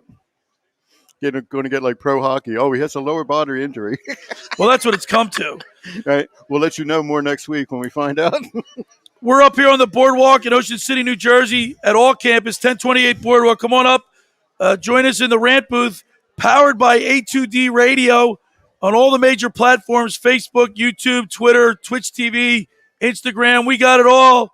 It's just, and we're starting to get people also message us, send us messages. And Joshua says, scum of the day, are the Mets intentionally, our players, are the Mets intentionally throwing it up? I don't think so. Do you think that was intentional? I don't think so. I mean, it's hard. It's hard enough to throw a ball. The guy's all sweaty, and they're checking you now every time you turn around. They're checking your hands and your hat and everything. So some of these guys aren't cheating, but I don't see it. I don't think it was intentional. No, it's hard to tell. We're talking with Martin from Prospect Park. Martin, isn't it fun when the Phillies are in first place in August? Yeah. I mean, it makes your summer complete. I know that I'm a newspaper guy. I get my newspaper delivered to the house. I get ridiculed for that all the time. Oh yeah, being an older guy, now everything's online and on the mobile apps and all this stuff. I still like getting the paper delivered, and I get to the sports section. I get the daily news. I get the sports section, and I go. First thing I look at are the standings. Then I look at the stats, the box scores, and it's just so much more fun. Much more fun to open up that newspaper in the morning when you're in first place. You're right. It's amazing when you think about all these teams. You got half the teams in the league can't compete or don't want to compete. A team like the Detroit Tigers, Pittsburgh Pirates, they're spending $15, $20 million payroll, and that's it. And then you got the teams like the Dodgers, $250 million payroll. Yankees, $250. Yeah. Yankees didn't need Rizzo. Yankees didn't need Gallo. Well, but they went and they got them. Yeah, but we just had a Yankees fan on. He said Giancarlo Stanton and Aaron Judge, these guys aren't hitting the ball. Yeah, well, look at Stanton. Stanton's a perfect example of what I'm talking about. Yeah. There's a guy who came up in the Marlins. He was hitting the ball every other. He was a perennial. I mean, he's an all-star. 2-3 at bats. He's hitting a home run. He was running them balls down. He was unstoppable. The Marlins turned around and said, "We're giving you $300 million." No, he didn't ask for it, but he deserved it. So you think the money has ruined some of these players? Well, he got $300 million, and then they turn around and trade him to the Yankees. There's got to be some kind of commitment there. You give me $300 million, and then a season and a half later, you trade me to New York? Yeah, New York don't care because they pay the luxury tax because it's New York. The biggest thing in New York, the back page of the Daily News, all the different newspapers. Yeah. The sports page. Yeah. Who runs the sports page? It's usually the Yankees. Oh, is that right? Yeah, they dominate. For sure. But the Knicks had a good year. But you know what? If you go up, and I have friends of mine that live up in North Jersey and New York, and when I would go to their houses, they'd have the New York Post and the New York Daily News, and you're right, it's on the back page, but they've got the Yankees and the Mets, they've got the Jets and Giants, Devils, Islanders, and Rangers, Knicks, right? They've got a lot of choices. So I don't think so. Yeah, the Yankees dominate, but I think it's pretty fair. Well, what I'm saying is the Yankees need a second baseman. They don't go out and get Joe Schmo from the Tigers. They go out and get Joey Gallo. Right. You know what I'm saying? Yeah. Look at the moves we made. We tried to make some moves, and maybe some of them didn't work out. Kyle Gibson's working out. Oh, yeah. No, what I'm saying that's a great pickup. What I'm saying is we didn't get the greatest guy with the most money. We went out and made a trade with the Pirates, and it fell through because the medicals were one of the players. And then they turned around and traded the guy to Seattle like 10 minutes later. Yeah, but Martin, I got to be honest with you, with the exception of Ian Kennedy, because he's struggling a little bit last night. I'm totally impressed, thoroughly impressed with Kyle Gibson. His start has been exactly what this team needs. And I think it's been a shot in the arm for a struggling Phillies pitching staff, especially with Zach Eflin, with a knee injury, I don't know, man. I got to give Dombrowski. I got to give him a solid B plus. He's a solid baseball guy. He's a solid baseball guy. He's made it in the offseason. They'll make a couple more moves. Yeah, they'll get a Chris Bryant or somebody. Let's see. It's 7:00, so I would imagine the ceremony for Harold Carmichael is probably going off right now. Sometime between 7 and 11. Yeah, it was between I think 6:30 and 8. Mm-hmm. They don't know. It's going on right now, but seeing that jersey was really cool. I really appreciate it, man. Thanks for coming into the ramp. But listen, don't forget, if you haven't tried this, get down to Ocean City Grilled Cheese and Quesadilla. When you go down there, hand them this, and you get 10% off, and also take my sticker from the locker room. There you go. All right, guys. All right, Martin, thank you so much. We really appreciate it. Hey, we're having a lot of fun up here tonight in the rant booth. Powered by A2D Radio. We're up here on the boardwalk at all campus, moving right along on a cloudy Saturday night. But it's fun to be up on the boardwalk. We're watching the Phillies, talking baseball. The Phils have a 4-0 lead against the stinking New York Mets. We're in the top of the 8th, and Jose Alvarado mowing them down, throwing some heat. Yeah. If this bullpen can be anything, I mean this. He just struck out Alonso. Yeah. I'm getting on board. I'm getting excited about this. You're getting on board now? Oh my gosh. Weren't you never got off, did you? Did you? But I never thought we were a contender. I never got off, but I never thought we were a contender. Now it's like, man, they're putting it together here. What did I say to you last week? I said that the NL East, with all the injuries to the Braves, the injuries to the Mets, and the fact that Washington is just now sold the farm, yeah. They're primed. I'm not worried about winning the division, right? I didn't care about winning the division. I think that winning the division is something that we can do. I never said we were out of that. I was always worried about going up against those Dodgers, right? And now it's like, man, but I'm not afraid of them. But winning is contagious, right? Right. You know that once you start to get on a roll and you start to win and players start to believe in themselves, a funny thing can happen, John. 100%. We know that Clayton Kershaw he's injured, right? He's done, yeah. Well, he's not done for the year. No. But he's done right now, and he's missing valuable time. And when he comes back, he's not going to be at full strength. So you don't know when that is. I like the Phillies' chances here. Bauer's done. Yeah. I mean that they went out and signed Cole Hamels this week. I think the Dodgers did. I believe so. Right? I know. Cole's living in Texas. I told one of our listeners or one of our rant booth guys that Cole, he beaches down on 24th Street. You're right. During the summer. Yeah. When he's not pitching. Steve, am I correct in saying that they signed Cole Hamels? Right, Dodgers did. Yeah. And they need him. Yeah, they need him. You're right. But what does he have left in the tank? I mentioned. I'm not afraid of him. Well, no, I said to you last week. What about right before the? No, right you before said the. It. Yeah. And I said, what about Cole Hamels? Yeah. I laughed it off, just like I laughed off of the Dodgers. That's a good arm to maybe get you through the regular season. But if you're relying on him to get you into the postseason, get you some quality starts, man, that's a stretch. David says, Mets suck. Mets suck. Yes, they really do. suck. Yes, they do. So I have a friend of mine, Jeff, who works back here at Playland. Yep. He a big Mets fan. Yes, he is. He comes out he comes out there, sees me in the parking lot, and he sings his Mets songs. And when the Phillies were mired in mediocrity in second and third place and couldn't string 3-4 wins together all season long, he was out there singing that Mets song. Oh, yeah. Let's see if he sings this weekend. We're going to see him tomorrow. We'll see him tomorrow. Yep. We'll see if he's singing this weekend. Yeah. Mets, look, it's so funny.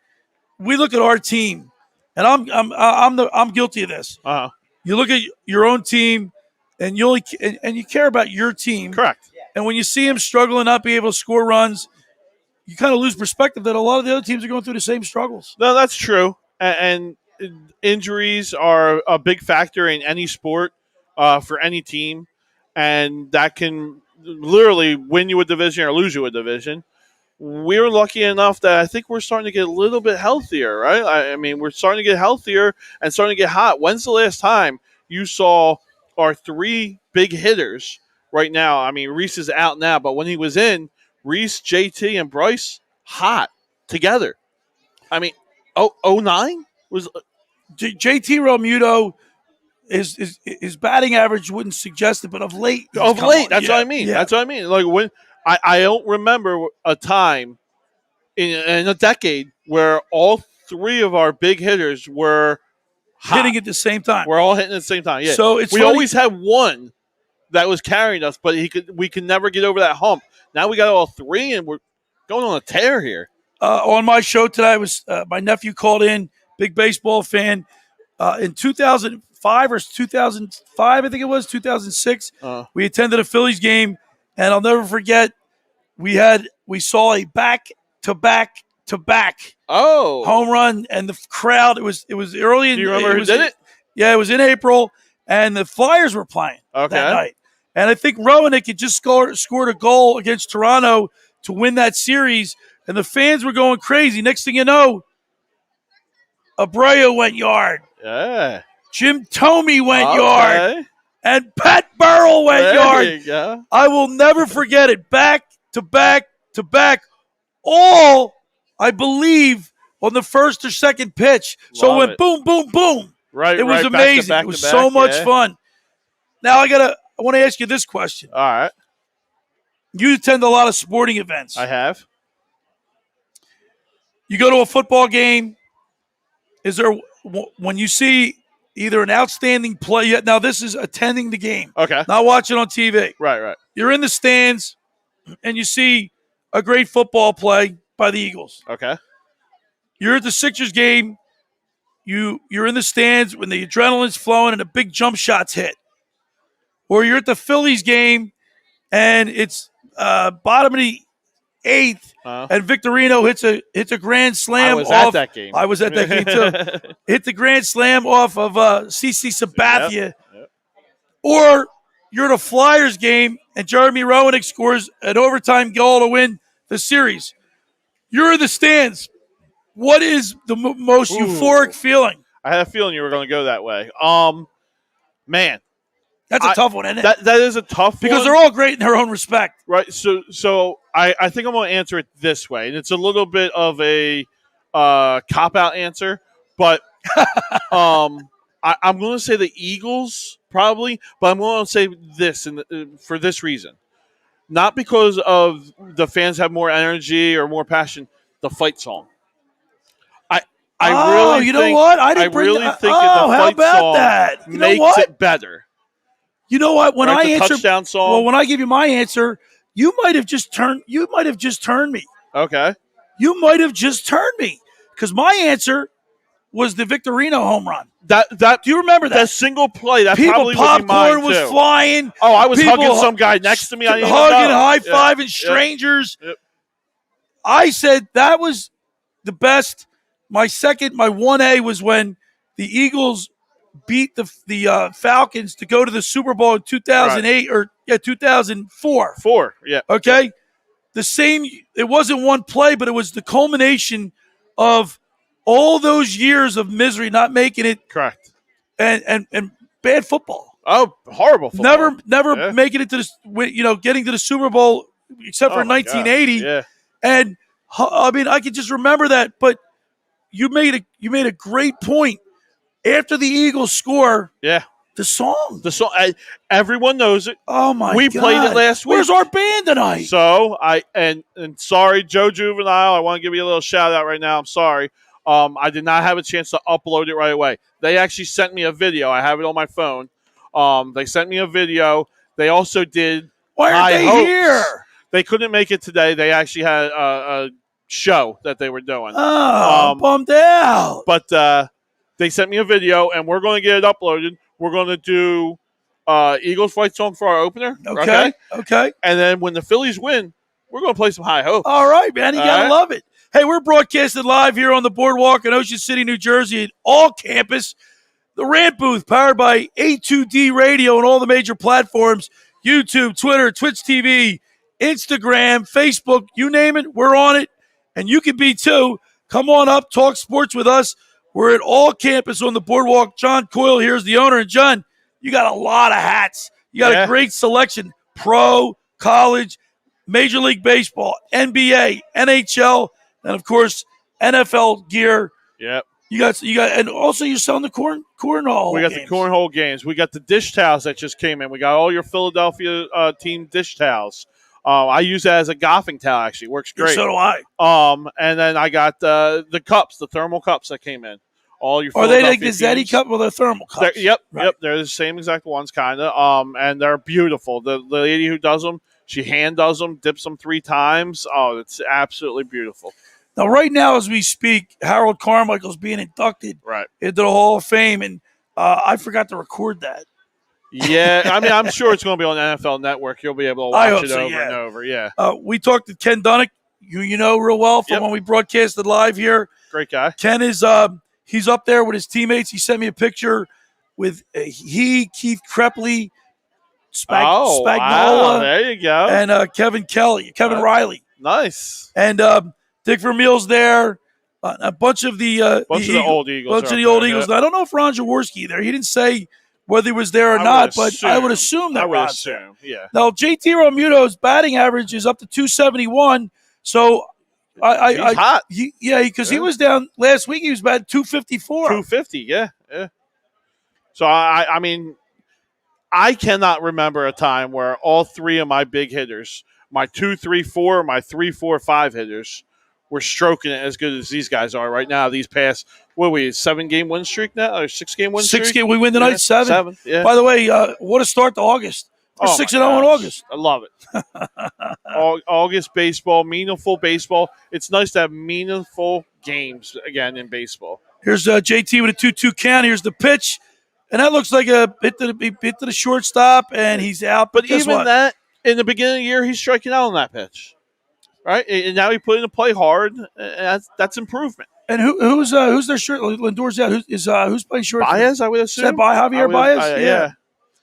I would assume. And you look at the Mets. That was a good pickup for the Mets. That's a great pickup. He's a heck of a player. Yeah. Here's Brad Miller. Home run Miller. He's got about 8-9 home runs down, doesn't he? Yeah. I don't know how many he's got. There's but Lindor. He's always clutch. They're showing a picture of Lindor right there. Yeah. We got a little lull here, a little break in the action with the ranters. You want to do Stump the Schweiner? Let's do Stump the Schweiner. Absolutely. Right. Of course, every weekend, every Saturday night here, up here at All Campus during the broadcast, the rant booth, we do Stump the Schweiner. We bring some hats up, and David just chimed in. My Angels won 4 straight games tonight, and they're playing the Dodgers. Yeah, David, that's great, but there's nothing like the Dodgers-Giants series. That's a great rivalry, as well as the New York Yankees and the Boston Red Sox. 2 of the best rivalries in baseball, no question about it. But I would imagine the Angels and the Dodgers probably get some play, too. Yeah, I mean, as an East Coast person, I think it's got to be Yankees-Boston to me. I mean, that's the one. Yeah, but I like the Giants and Dodgers for the simple reason there's a lot of disdain, a lot of hatred for those two, and that makes the game that much more fun, much more enjoyable to watch. Get into it. Yeah, it's great. All right, you want to get into this? I think Ralphie, you popping on? Ralphie, you there? Yep, I'm here. All right, here we go, Ralph. Now we'll show you. I'll see it. I won't say anything. He'll show you, and then I'll chime in. All right, here we go. First one's pretty simple. This is easy. All right. Oh, Purdue. Very good. Purdue. Yep. All right, this one's a little tricky. Let me see that. Is that New Mexico University? Is it New Mexico? Let Billy get a guess. We Another get home run. Brad Miller again. I'm going to say that's is that an M or an N? I don't know what that is. Montana? I don't even know. No, you're right. It's New Mexico. It's New Mexico. Nice. Is that New Mexico? Yeah. So that's an N and M. It's a little creative. Yep. Okay. So this one's pretty simple, too. Oh, Harvard? There you go. Harvard. Yeah, right. Yep. All right, this one, no one's getting. No one is getting this one. Jeez. Oh, my God. I have no idea. Let me see. I believe it is a California team. I have no idea. Boy, talk about an obscure hat. This is an obscure college. Yeah. Carleton. Never heard of him. California. How did you get that hat? I'm trying to carry every college, guys. That's the goal here. This is another hard one. I bet you guess it wrong.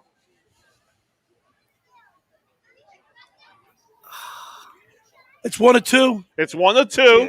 I'm just going to say San Diego University. And I was going to say South Dakota. South Dakota it is. Oh, wow. Okay. Yep. San Diego is the guess, though. By the way, did you just see the picture of Brad Miller? He's got 2 hats on. Oh, he's got the double homer. This one's a tricky one too. This one stumps you, but you should know this college. You know, the color's throwing me off. Okay. Color is throwing you off. Is the color? Let me ask you a question. Is the color normally green? No. Okay. No. Oh, I know who you're thinking of, but no. I have no idea. Hold on. You don't even have a guess, Ralph? Let me look at this. Miami of Ohio. No, but that's a good guess. No, they're red. They're red. They're red. Yep. It's obviously not Michigan because it's a different M. It's a different M, correct. Yeah. It's not Michigan. Moravian. No, but that's actually a good guess. Moorhead. Moorhead. State. Jesus. We got stumped tonight, though, Ralph. Yeah, we did. All right. Stump the Schweiner, the segment that we have each and every Saturday night up here in the rant booth. We're at all campus in the rant booth powered by A2D Radio. I want to remind people to get down to Ocean City Grilled Cheese and Quesadilla. This place, these sandwiches are like grilled cheese like your mom made back in the day. They've got a great menu. They're located at 8th and Ocean. Give them a call, 609-938-4534. Ocean City Grilled Cheese. Of course, when you come into the store, we'll give you a 10% off coupon to take in 10% off your whole purchase. Go down to Ocean City Grilled Cheese and Quesadilla. Listen, John and I have been going down there. Oh my! It's my favorite place to eat. The sandwiches are the sourdough bread. Oh, it's so thick. Like I said, God. guys, 4 slices of cheese on every grilled cheese sandwich. It's to die for. Melts in your mouth. Oh, it's great. And I got the buffalo chicken cheesesteak or grilled cheese the other day. That was phenomenal. Yeah. We like I said, we got a little lull here. It's starting to get a little windy out there. I think it's starting to scare people away. But see, I think the threat of rain. What happens down here? The threat of rain. Yeah. You're going to get the people that were going to come down from say 30 miles plus away. Right. They look at the weather forecast and let's scratch it. They hit the brakes. Yep. So therefore, there's Alec Baum going the other way, Boomer, and a base hit, an 8th inning base hit with 1 out, and a 5-0 score. Oh, they got the wave going. I hate. Does that mean they're bored? I hate the wave. Why would you do a wave when you're up 5-0? I hate the wave. I don't do it when we're losing or when there's a rally. I want to watch the game. I don't want the person in front of me standing up with their arm. So I miss something. Oh, I'll be so mad if that happened. By the way, at the beginning of the season, Alec Bohm was projected to be a great offensive player. Right. Like he was going to do this and do that. Right. And not just by reporters, but by people in the Phillies organization. Yep. Baseball insiders. Schmitty. Yeah. Schmitty came out and praised him. Yeah. And he's faltered. You know who he reminds me of? Reese. Remember Reese's rookie year where he crushed the home runs? Yeah. And here we go. First time in over 100 years, 1916, the Phillies were at least 4 games out in August or later only to get first place. Very nice. Very nice. Yeah, I don't think we are going to be in jeopardy of losing first place. I think throughout the rest of the year, we're always going to be in the fight. And that's fun baseball. I think that's a pretty safe assumption. I mean, considering, the Mets with their injuries and once again, we talk about the Phillies are on an uptick. Right. And the Mets, Mets, only one that's going to run away with it since is the going to be All-Star us. break, Yeah. the Phillies are 13-9. If they win today, they're going to be 14-9. And the Mets are complete opposite. They're 9-14 after today. So winning breeds winning. Yeah. Like money begets money. Yeah. Winning begets winning, and losing begets losing. You start It does. losing, people start pointing the finger. But in baseball, it's a tricky game, man. It is a tricky game, but let me ask you this. How about this? In 2008. Okay. Or no, 2007. Okay. The Phillies were 7 games behind the Mets in September. Yep. and they won the division. The Mets That was faltered. the Jimmy Rollins guarantee year. That's right. Yeah. And then they lost to the they lost to. I was at that series. Who did they lose to? Who was it? Colorado. That's right. Yep. My brother Bobby and I sat in left field for 2 games. Yeah. I think it was a 5-game series. Yeah. And they lost. Yep. Yeah. But you know what? They learned a lot. That Phillies team. They said that. I think what happened that series gave that nucleus a taste of what it's like to win. Be great and be in front of a playoff crowd. That has such an effect on the players. Once you get that into that atmosphere and you can feel the adrenaline, the momentum, the electricity in the stadium, that feeds the hunger. Oh yeah, and that's what good teams do, right? If you get there and you lose, man, that makes that off season. You're going to dig a little bit harder, train a little bit harder, want it a little bit more, and that next year you come out firing, and that's what happened with the Phillies.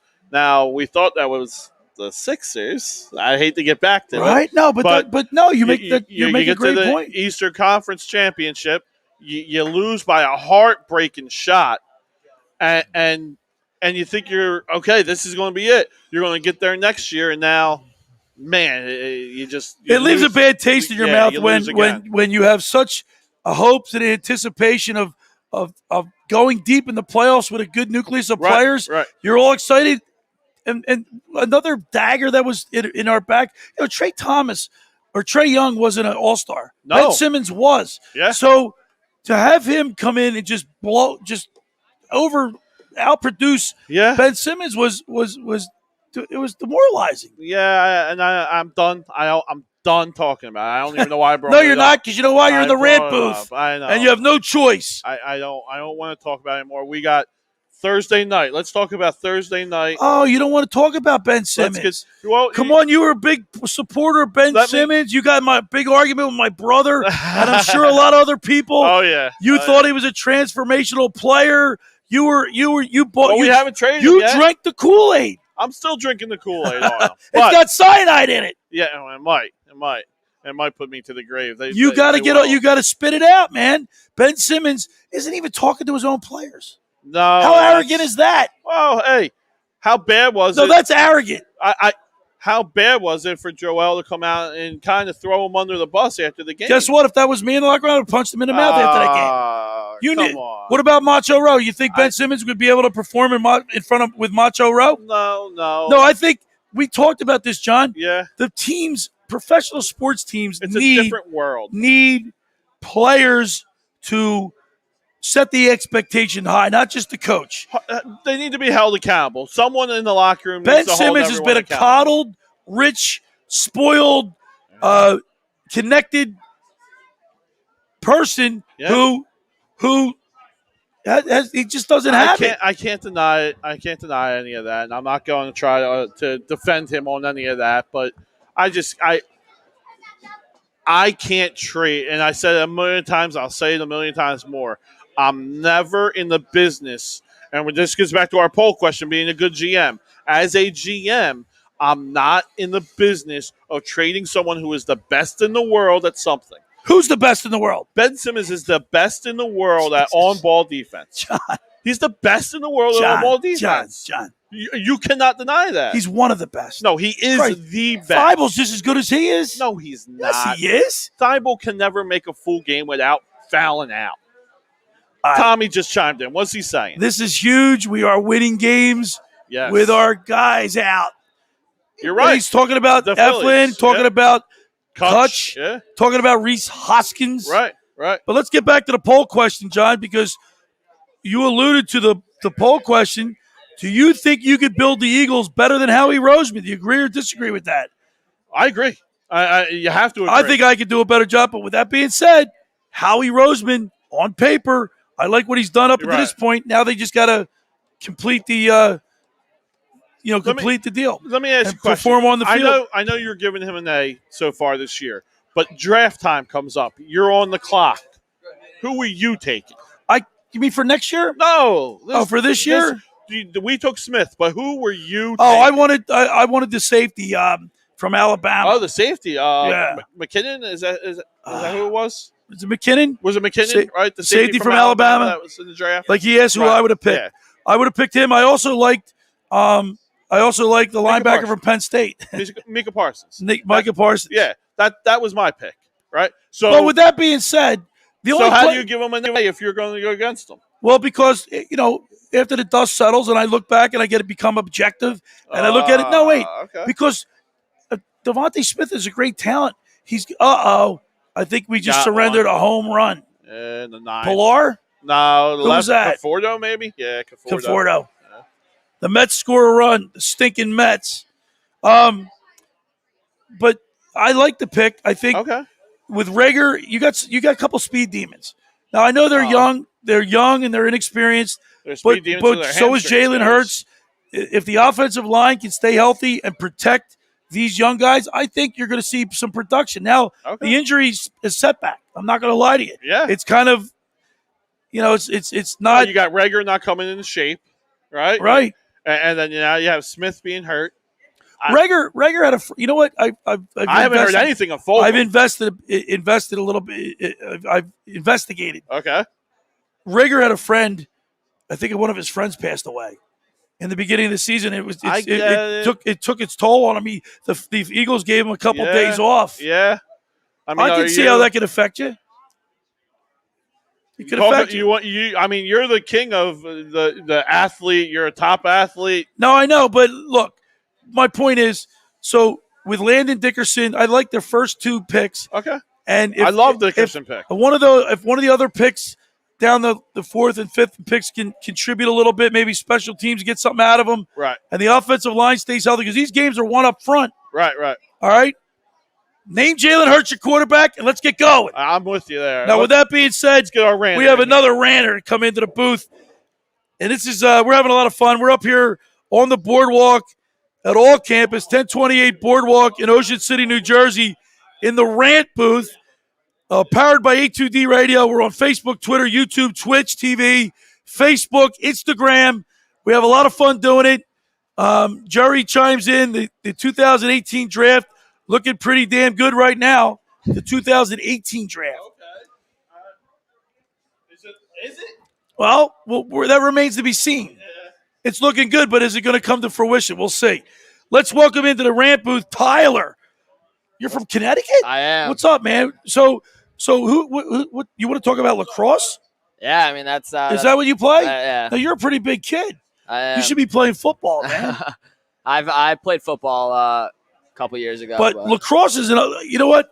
Lacrosse is an up and coming sport. But will it ever? You think it'll ever take over baseball? Because a lot of kids are playing baseball, suffering because of lacrosse. Yeah. No, I know. As of right now, I think the younger age group, I think they're getting really into lacrosse. Same amount as other sports like baseball. But see, baseball is a fun game to play. It might not be the best game to watch because these games can drag out.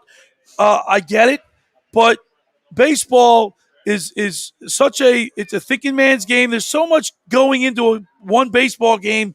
Each pitch, especially in the playoffs, you're hanging on each pitch. You're hanging on each play.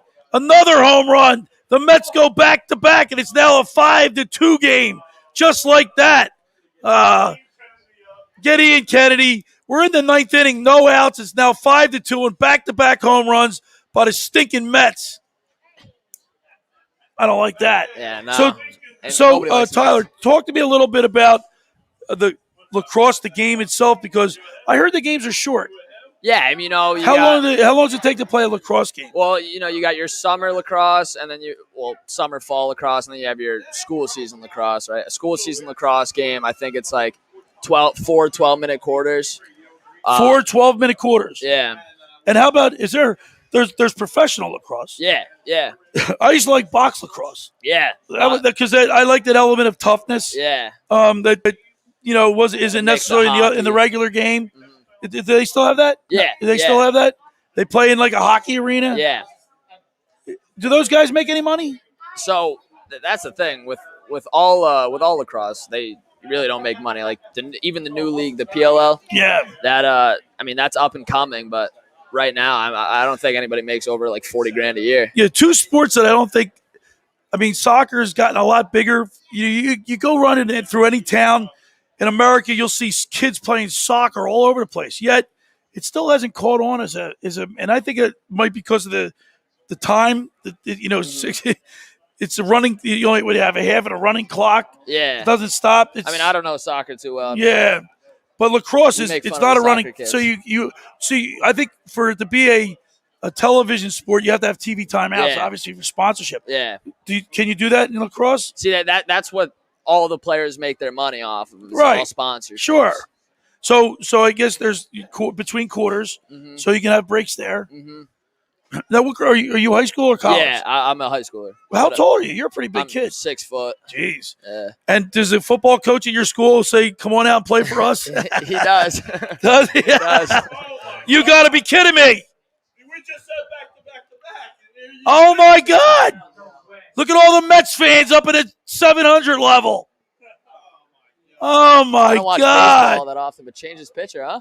Are they gonna? What is going on? You know what? It's Tyler's fault. Get out of the seat, right, man. honestly, No, I'm only get kidding. me out of here. I'm only kidding. Bad luck. Back to so. Ironically enough, here comes Joe Girardi. I can't believe it. So when I was 2005, we were just talking about this. In 2005, I was at a Phillies game and I saw back to back to back. And it was Bobby Abreu, Jim Thome, and Pat Burrell in a back to back to back. And now we just see the Mets. I think we jinxed them, John. So being from Connecticut, are you like a New York fan? Nah, Sports? Boston. So you like Boston? Yeah. How far do you live from Boston? I'm about an hour 15. Oh, that's not Yeah, bad. no, not bad. And how far are you from the New York teams? Probably like hour 30. So you're equidistant. Equally. So what's your TV stations? What do they go like? What do you get the most of? You get both. You get both. You So you get get the best of both worlds. Yeah. Now, are you a Celtics fan? I am. I mean, I don't like. Well, I you're said, not a big basketball not guy. a huge basketball guy. But if they're winning, you're following. Yes. How about the I guess the Patriots Patriots, Red Sox. the Red Sox and the Bruins. Yeah. I can't stand the Boston Bruins. I also play hockey. There's That's my you like favorite hockey. hockey's good. You're a Bruins fan? Yeah. Bobby Orr. I mean, I remember the Bruins. Wayne Cashman. I can't stand the guy. Who are the two guys right now? The Bruins that I can't stand. Pasternak. I can't stand him. Marchand. Who's another? Bergeron and Marchand. I can't stand those guys. Bergeron and Marchand. I love. Talk about two villains. We were talking about villains in the game. They're two villains. He's a menace. He's a guy you hate, but you like to have on your team. Yeah, exactly. Yeah. Yeah. Hey, we're up on the boardwalk here at All Campus in Ocean City, New Jersey, 1028 Boardwalk. We're in the rant booth. We're talking to Tyler from Connecticut. What are you down here on vacation? Yeah, we're here for the week. That's awesome, man. And have you been in the water? Yeah, we went swimming about an hour ago. I was in the water. The water temperature is about 73. It's warm, yeah. So it's actually warmer than the air right now. I had my daughter Eliza Grace in the water yesterday, Thursday, and it was beautiful. The waves are big. You got some nice body surfing. Have you ever surfed? I have. Where's a good break up in Connecticut? I spend most of my summer in Rhode Island. In Rhode Island? So I surf Narragansett, anything. Is it similar to here in Ocean City as far as like? Not really. We have mostly shore breaks there. Oh, is that right? Yeah, so you get a nasty shore break. Yeah, so it sucks up in barrels, right? Yeah. Right on, man. Yeah. So David chimes in. We also have a message board here, and we get some messages. And Jerry says, "Damn, back to back to back." Yeah, we saw that. And then Rob chimes in, home run derby in the bottom of the ninth.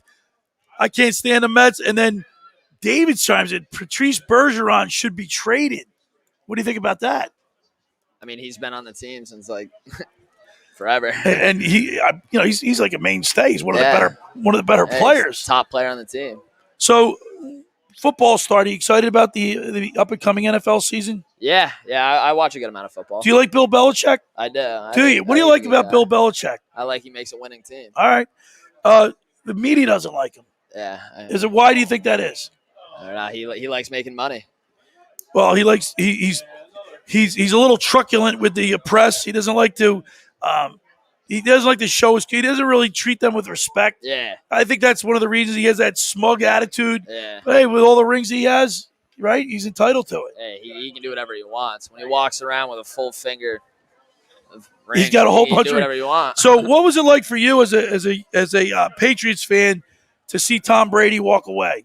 That was tough. You know, I'm not too invested into football, but I mean, he's my favorite player. You know, but I think it was harder to see Gronk leave than. Really? Yeah. How about that? I was mad about Gronk leaving when he and then they go down, and as a Patriots fan, you got to be pretty incensed. They go down to Tampa Bay and they win a Super Bowl. Ridiculous. I mean, that's got to hurt. Took the team. Hey, we're up here at the boardwalk in Ocean City, New Jersey, at all campus. We're in the rant booth, powered by A2D Radio. We're on all the major platforms: Facebook, Twitter, YouTube, Twitch TV, Instagram. You can check us out there. Make sure you get out to the Ocean City Grilled Cheese and Quesadilla. Tyler, we give you a 10% off coupon. Take you guys out there. It's 10% off your total purchase. Perfect. Right here on 8th and Ocean Avenue. Right down the street. Awesome. Couple blocks off the boardwalk. Get down there, check it out. Hey, man, thanks a lot. We really appreciate it. Thank you. It. All right, there's Tyler from Avon, Connecticut. And we've had a lot of people from all over visit us. We've had Washington, D.C., New York, Pittsburgh, now Connecticut. People come into town. Hey, we're in the rant booth. You can talk about whatever you want. Looks like it's starting to rain a little bit, John. Starting to drizzle. We had to put the awning back out there, so a little bit darker here, guys. Sorry, apologize for that. Right. But we're still here doing the Now, show. are you nervous? How can you not Look at that guy's face. Is that picture worth 1,000 words? 5-0, and here we are worrying about if we're going to get this win. Man on first, nobody out. Ian Kennedy, 2-1 count. who gave up a home run last night, by the way. Yeah. We've seen back-to-back Mets home runs and then a single. Out, right? Come on, Bohm. That boy. He didn't look sure of himself, did he? No, My God. I mean, hey. Did you see He that? got it done. He got it done. But he didn't look sure of himself. Look at the Mets fans. This is the thrill of victory and the agony of defeat. Let's get a double play here. The Phillies are dominating this whole game, only to give this it whole up. Series so far. Yeah. John, we can't lose this game. No, you cannot lose this game. There's no way. Cannot lose this game. This would be the type of game that would just destroy your momentum. Yeah, this is definitely a season killer if you lose this game. We're here in the rant booth watching the Phillies game up here on the boardwalk at Ocean City at all campus. And we're watching Ian Kennedy with one out in the top of the ninth.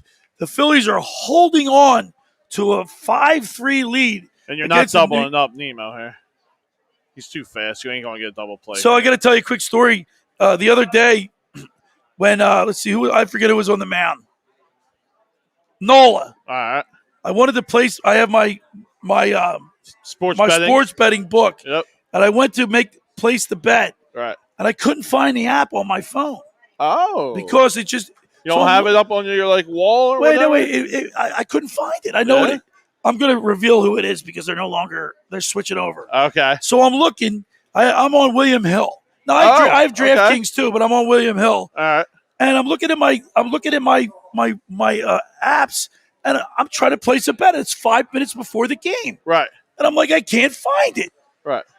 Don't get my bet in. I was going to take the Phillies? I was going to take the Nationals. Oh, okay. My thought process is that reverse psychology. I love it. Because I'm such a jinx. I love it. So I figured if I put like $50 on the Nationals, the Phillies are guaranteed to win, right? Because I'm mush. Right? Yeah. So I'm looking. I go to place the bet. I can't find my app. I'm pissed. I turn on the Phillies game. It's already 5-0. Yeah. They're losing. Yeah. And Nola gave up like 5 runs right away. I'm like, can you believe this? Was that the big ninth inning? That's when they came back to win that game. Yeah. I took the second half. Oh, Or I took the Phils? I got the in-game betting. Nice. And I took the Nationals. Ah, you're the mush. Yeah. But it worked. It worked. The mush. The Phillies came back and won. Come on. There we go. Oh, there that's we a go. big strike. Come on. 3-2 to Nemo. Listen, the Phillies I tell you, 1 through 8, the Mets are a dangerous team. I You said they don't buy it. stink. I totally don't disagree. Stink, not stink, but yeah, they're but tough. they're not good. They're not. They haven't been They're not hitting good. well. But Alonso's not what he was. he's just like Reese Hoskins or like Bryce Harper. Yeah. We're criticizing them. These guys are going through the same thing. Right. I walked them. Look at Nemo. I hate that. It's a walk. You're supposed to walk, not sprint. Now you're getting to the dangerous part of the lineup. Yeah. First and second, 1 out, top of the 9th, Pete Alonso. I was just The always dangerous. Yeah. Yeah, Pete Alonso. Here comes the 3-run Or home. maybe I should get. So anyway, Put a to bet in. finish the story, it went from William Hill to Caesars. Right. So the app was. I didn't notice it. I saw the Caesars, but it didn't cross you my just mind. thought it was something else. I'm going to show you. There's the Caesars app. Ah. My William Hill app was right there, so I'm looking for William Hill. Where the hell's William Hill? Where is Punching in the search bar and everything. So let's see if we can get in here quick enough. There you go. See what the cash out is. Well, now you got to remember we're delayed here. The game could already be over. Yeah, we're delayed here a little bit, so you're not going to be able to get any in-games here. No in-game betting. Probably not, but if I want to jinx the Mets, I should give it a try. No, you're probably going to find out the score. No, I'm locked out. Don't look. You're probably going to find out the score. It says top of the 9th. All right, here's Pete Alonso stepping in. First pitch, big swing and a miss. And a 93-mile-an-hour fastball on the inner half of the plate. Nice pitch. Yeah. But this guy's swinging for the fences right now. You kind of left that out a little too middle there. Yeah. Got lucky with one. I think Romuto's going, his eyes were like, whoa. I think he was surprised he caught the ball. Yeah, got lucky with that one. Now, Ian Kennedy comes from Texas. From the Rangers, he had 16 saves. He was 16 out of 17. Right. Yeah, you don't get many chances on that team. Oh! Getting them with the high heat. Getting them with the high heat here. No balls and 2 strikes to Pete Alonso. You don't change anything, right? Near's pitched well in his 2 innings out. Yeah. He pitched real well, but he was in the 6th and 7th. Well, he did. What was the 5th inning yesterday? 6th inning. So maybe he's found his spot. Right. No, he's not. No way. He's not a closer. We're getting a crowd around here. Everyone, swing and a miss, struck him out. Ian Kennedy gets Pete Alonso with 3 strikes in a row. Looks like. I cannot wait to be at this game tomorrow. We're looking at the faithful. A lot of Mets fans in the crowd. There are a lot of Mets fans. I hate that. Yeah, so do I. But Philadelphia fans travel well too. The best. Looks like three fastballs. High fastballs. 3 high. Yeah, elevate. Look at that. He was pumped. Ian Kennedy. His reaction was priceless. Who we got now? Davis. This guy's dangerous. Yeah. He's dangerous. Batting .292. 4 homers, 12 RBIs.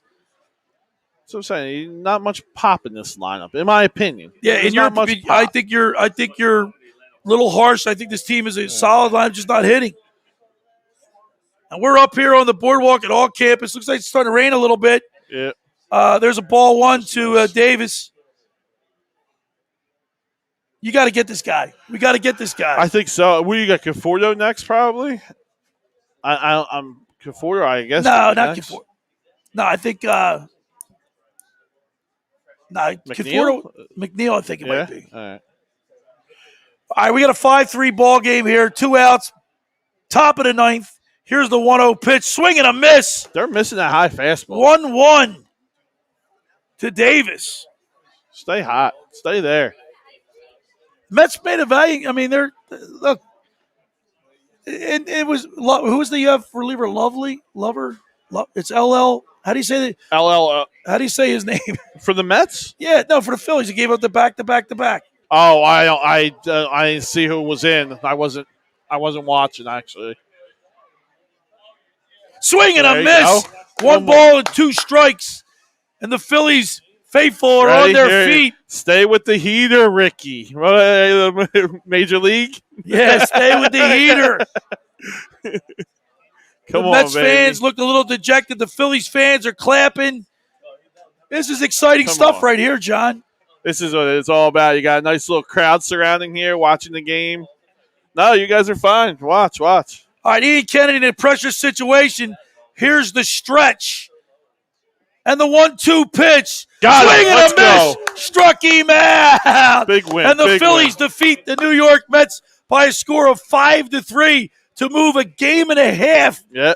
in front of the New York Mets in Big win. for first place. Big win. Wish we had the song. Sorry, Joe Juvenile. I'm sorry. We will get you guys up. All right. By the way, Ludwig Van Bennett says Kennedy the GOAT. He also says what a win.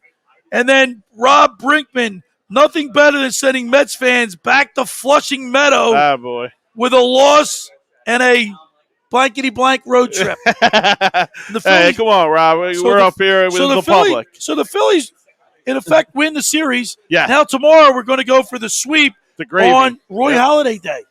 Yeah, I'm excited. I'm a big Roy Halladay guy. I'm a pitcher by heart, and with baseball, I love watching the 1-0 games. And Roy Halladay was one of the best in our lifetime. Now, John, do you have great seats for tomorrow's game? Hall of Fame right behind the By the plate, way, brother. 7-game win streak. The last time they did that was September 5th to the 12th, 2012. First 7-0 start in August since 1991. Love it. 5 games over 500 for the first time in the season. And John, I'll tell you Forever. what, such a big win. Yeah. Today's Chevrolet player of the game, Odubel Herrera, who hit a 3-run home run, and then of course Had Brad- some great defensive plays too. Brad Miller, Yeah. two home runs tonight. Yeah. What do you do with him? He's hot. Do you go righty lefty with him and Reese? I mean, Why not? Look at a bat flip. Oh, I love. We're that. seeing a replay. Ludwig says, and it's Wheeler tomorrow. Yeah. Oh, yeah. Yeah. Zach Wheeler. Yeah. So Yeah. this is what it's hammer time. This is You it. got Yeah. your ace. Hammer time. Yep. Put You him away. You need to make a statement game tomorrow. Put him away. Got to come out. And you know what I'd like to see? I'd like to see the Phillies win like a 1 to 2 run game. That's what I Like want.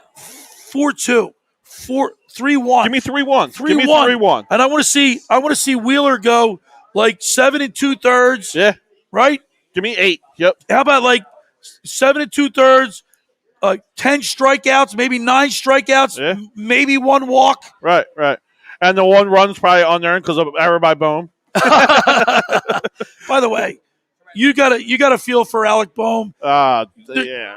Tommy Arnone made a good point, I didn't see. Okay. but he also didn't finish it by saying we won the game in spite of Alec Bohm. More errors. Yep. Right? Yep. I mean, he makes another 2 errors, Yeah. and the team still wins. What's that say for the Phillies right now? Lucky and good. Lucky. It's lucky, and it's our. Honestly, I never thought I would say this in the last 3 years, but our bullpen has been solid. Except for tonight. Well, you have one guy, but besides one guy that, can ruin it for you. true. But besides that, our bullpen has been solid. How about that? You and I were talking about my experience at the Phillies game of seeing back to back to back, And then it happens. and right it here. happens today. Is that like Yeah. the reverse black cat? That's it right there. Yeah. It doesn't get any more superstitious or weird. It's like government listening on the phone. You got the Mets listening to you right here. Hey, we're up here on the boardwalk at all campus, 1028 Boardwalk. Come on up. Talk sports with us in the rant booth powered by A2D Radio. We're on all the major platforms: Facebook, YouTube, Twitter, Twitch TV, Instagram. We're on all the major platforms. We're talking sports, watching the Phillies game, the conclusion. The Phillies beat the Mets by a 5-3 score. Yeah. A great game by Brad Miller, 2 home runs. Guy comes through in the clutch. He's a big time hitter for us right now. And I am literally debating on whether we go righty lefty with him and Reese. Brian Wilson just chimes in. What's up, guys? Phillies rolling. What's up, Let's go. And of course, Brian, man, we had a crowd of people here Huge crowd at the out store here. watching the excitement of a 5-3 win, knowing our past history of blowing saves. Yep. Hey, how about Ian Kennedy tonight? Came in throwing high gas. 93, 95. But I don't know. It's got to come out of the hand a little bit different or look a little bit harder to pick up. I don't know, but it looked like he was just blowing it right by him. you know what it comes down to? Some guys got it, some guys don't. You're right. I mean, it wasn't like he was overpowering, but No. maybe he throws a hard ball. You know what I mean? Like some guy's ball comes out, like you or said. the deception. Yeah. The deception of maybe he hides it long enough to where a batter doesn't pick you up. He doesn't show it. You know what I mean? So, Some guys are winners. Yeah. Some guys aren't. Brian says, great job, Ian. I'd have to concur. Outstanding. Picks up his first save as a Philly. Right? Philly. Yeah. Yep. That's pretty good. And look, Dombrowski now looks like a genius. I hated the move, and I'm an idiot. Everybody said, here's everybody's reaction. Here's everybody's reaction to the trade. All right, we got this We got little pieces. We got little. Guess what? They're Talk big to me now. about little pieces. Gibson looks like an ace. Kyle Cy Gibson's Young. 2-0 as a Philly. Yeah. Ian a Kennedy now gets solid his first 2-0. save as a Philly Yeah. in a crucial game, a game they would have lost 2 months ago. Yeah, true. A game they would have lost 2 months ago. They would have had Hector Neris come in or Alvarado. Yep. They would have walked somebody, and Hector Neris would have given up a bomb. Yeah, you're right. Not today, John. Maybe not the rest of the year, right? That's the hope. 5 games above 500 ain't that fun. Oh my gosh. When's the last time we were talking this much excitement about the Phillies? Ludwig chimes in. Kennedy has been the difference maker, low key. He also says small sample size, but he's looking great. 100%, man. But here's the thing. He did good in Texas. Small too. sample size, but an immediate impact. Yeah. Immediate impact, Ludwig. Yeah. I mean, Dombrowski, like, he's created some super World Series teams. For the lack of chips that we had to trade, it looks like he pulled off a good one. It looks like he pulled off giving us a possible number 3 starter in the playoffs and then a closer. What's Brian saying? Not today, Billy. Real excited right now. Not today. For what, Brian? What's that for, Brian? We're very excited. I don't know exactly what context you're saying not today. It is today. The Phillies won a game they would have lost a month ago. Oh, that's what he's saying. Not today. Oh, no, okay, right. Now we get it, Brian. Not today. He's right. He's right. Not 100%. today. Yep. The Philadelphia Phillies, Dombrowski, look, I had Chuck Fletcher on my show. Right. Look what he's done with the Flyers.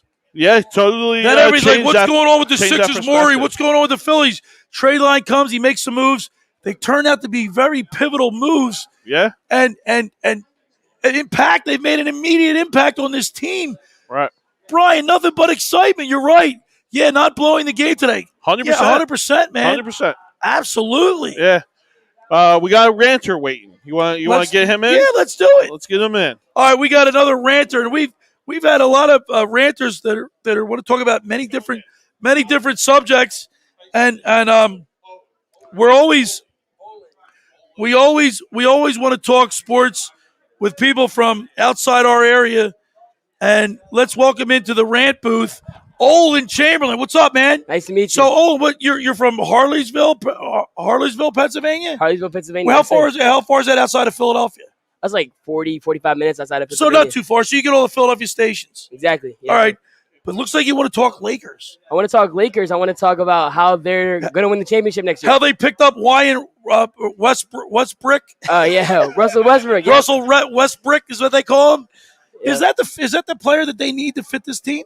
I actually really think they do. I think they needed another point guard, another person that can score. And I think LeBron was just doing too much, and Anthony Davis was just getting hurt too much. So I feel like Russell Westbrook is definitely what they needed. I got to be honest with you. I can't stand the Lakers. Right. They're my arch enemy. I won't even say his name. I'm not a fan of him for many reasons. I'm a little older than you. I think for me, I just like my sports people to play sports and keep their, like, singers, actors, musicians, shut up and sing, shut up and play. Don't inject politics into things, and you'll get my support. With that being said, the Lakers have always been an arch enemy of the 76ers. And I was never a Lakers fan. I always enjoyed Magic Johnson and Larry Bird, or Magic Johnson and Isaiah Thomas, those matchups with the Pistons.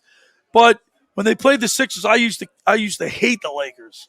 Yeah, I mean, how did you become a Lakers fan? Both of my parents grew up in California. Oh, okay. Well, there you go. And also, my great uncle played for the Lakers. Who was it? In the Sixers, actually. Wilt Chamberlain. What? Yeah. Wait, say Wilt Chamberlain? He's my great uncle. No way.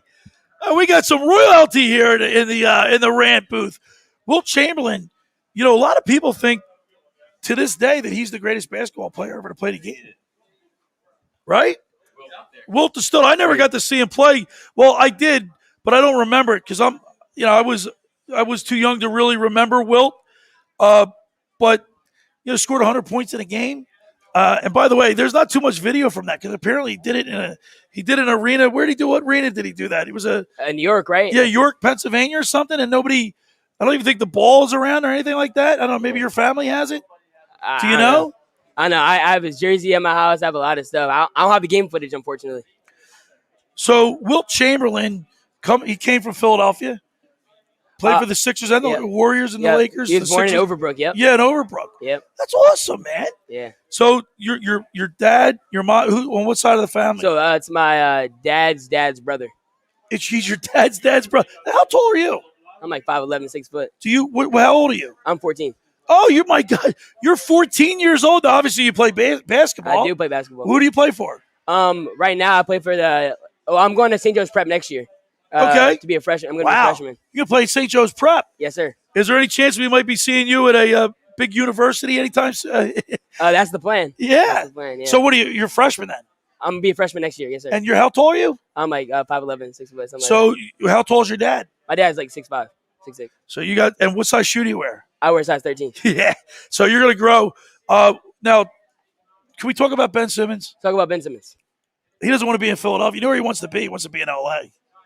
He doesn't want to play in Philly. That's not going to happen. You don't think that's going to happen? How about Golden State? I can't see that happening either. How about Portland? No, I can't. Unless please tell me, Olin, that he's not going to be in Philadelphia this year. Looking like he might be. It's looking like he might be. I've had enough of Ben Simmons. I've been told by people that are supposed to be basketball people that Ben Simmons is a generational basketball player. Well, you got to be able to shoot the basketball. You got to be able to dunk a ball when you're right under the net. And you're 6'11". I think Ben Simmons. I think it's just a confidence thing with him. I mean, I remember people talking about him when he was in high school. We went Mont Verde in high school. He was an excellent shooter then. Was he? He was. And we see videos of him shooting in practice and workouts. Yeah, I think it's just a confidence thing with him. I think once he gets his confidence up, he'll be a great player like everyone thinks he will be. Now, Olin, when you play basketball, do you know what your 3-point shooting percentage is? I don't know. I don't know what it is, but I think it's higher than Ben Simmons. What?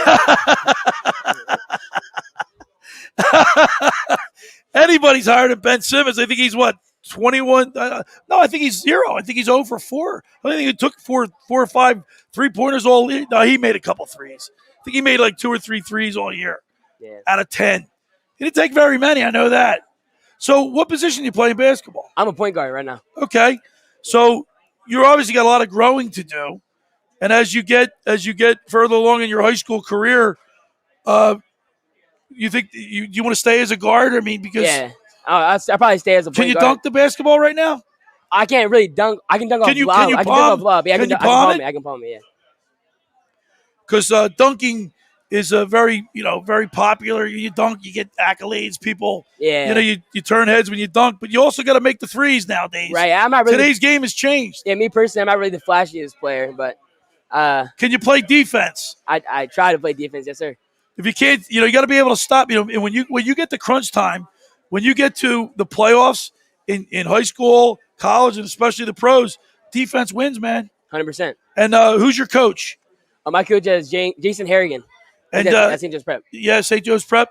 So you're gonna. This is their first year going into St. Joe's Prep. Yes, sir. Are you nervous? I'm a little bit nervous. Yeah, man, this is a big step for you. Catholic League, Philadelphia Catholic League. So Chamberlain, that's amazing. You've got so when you're having the name Chamberlain on the back, he's a relative of Wilt Chamberlain. Yes, that's amazing. Yeah. So when you have the name Chamberlain on the back, you're gonna have a certain amount of I don't want to say pressure, but expectations placed on your head. Right. Do you think you live up to those? Are you looking forward to the challenge? I'm looking forward to the challenge. I'm not really like trying to follow in his footsteps. I'm just trying to create my No, my but own. whether you like it or I not, know. you know, you got the. But did your dad play basketball? My dad did play basketball a little bit. He didn't really go far with it. Basketball wasn't like really a passion of his. Is that right? Yeah. So it is your passion. It is my passion. So right now, I guess yes, your it is. parents got to be excited you're on your way to St. Joe's Prep. I mean, that's a big Yeah. program. Yep. I mean, you see them on the news. Yeah, they're more excited about my academic success than my basketball playing, but they're still really listen, excited about that. Oh, you just impressed me by just the fact that you just said that to me. Because do you know how hard it is to make the NBA? It's very hard. I mean, what's the percentage of making the NBA? Like, it's almost you get a better chance of getting hit by lightning. For you to have the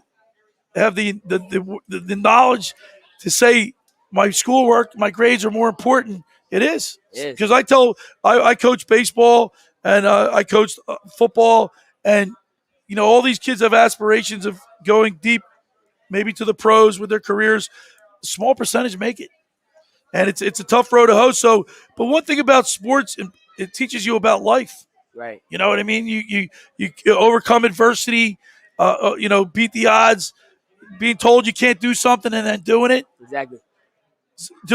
So do they have a freshman team and then a varsity team there? They got a freshman, JV, and varsity.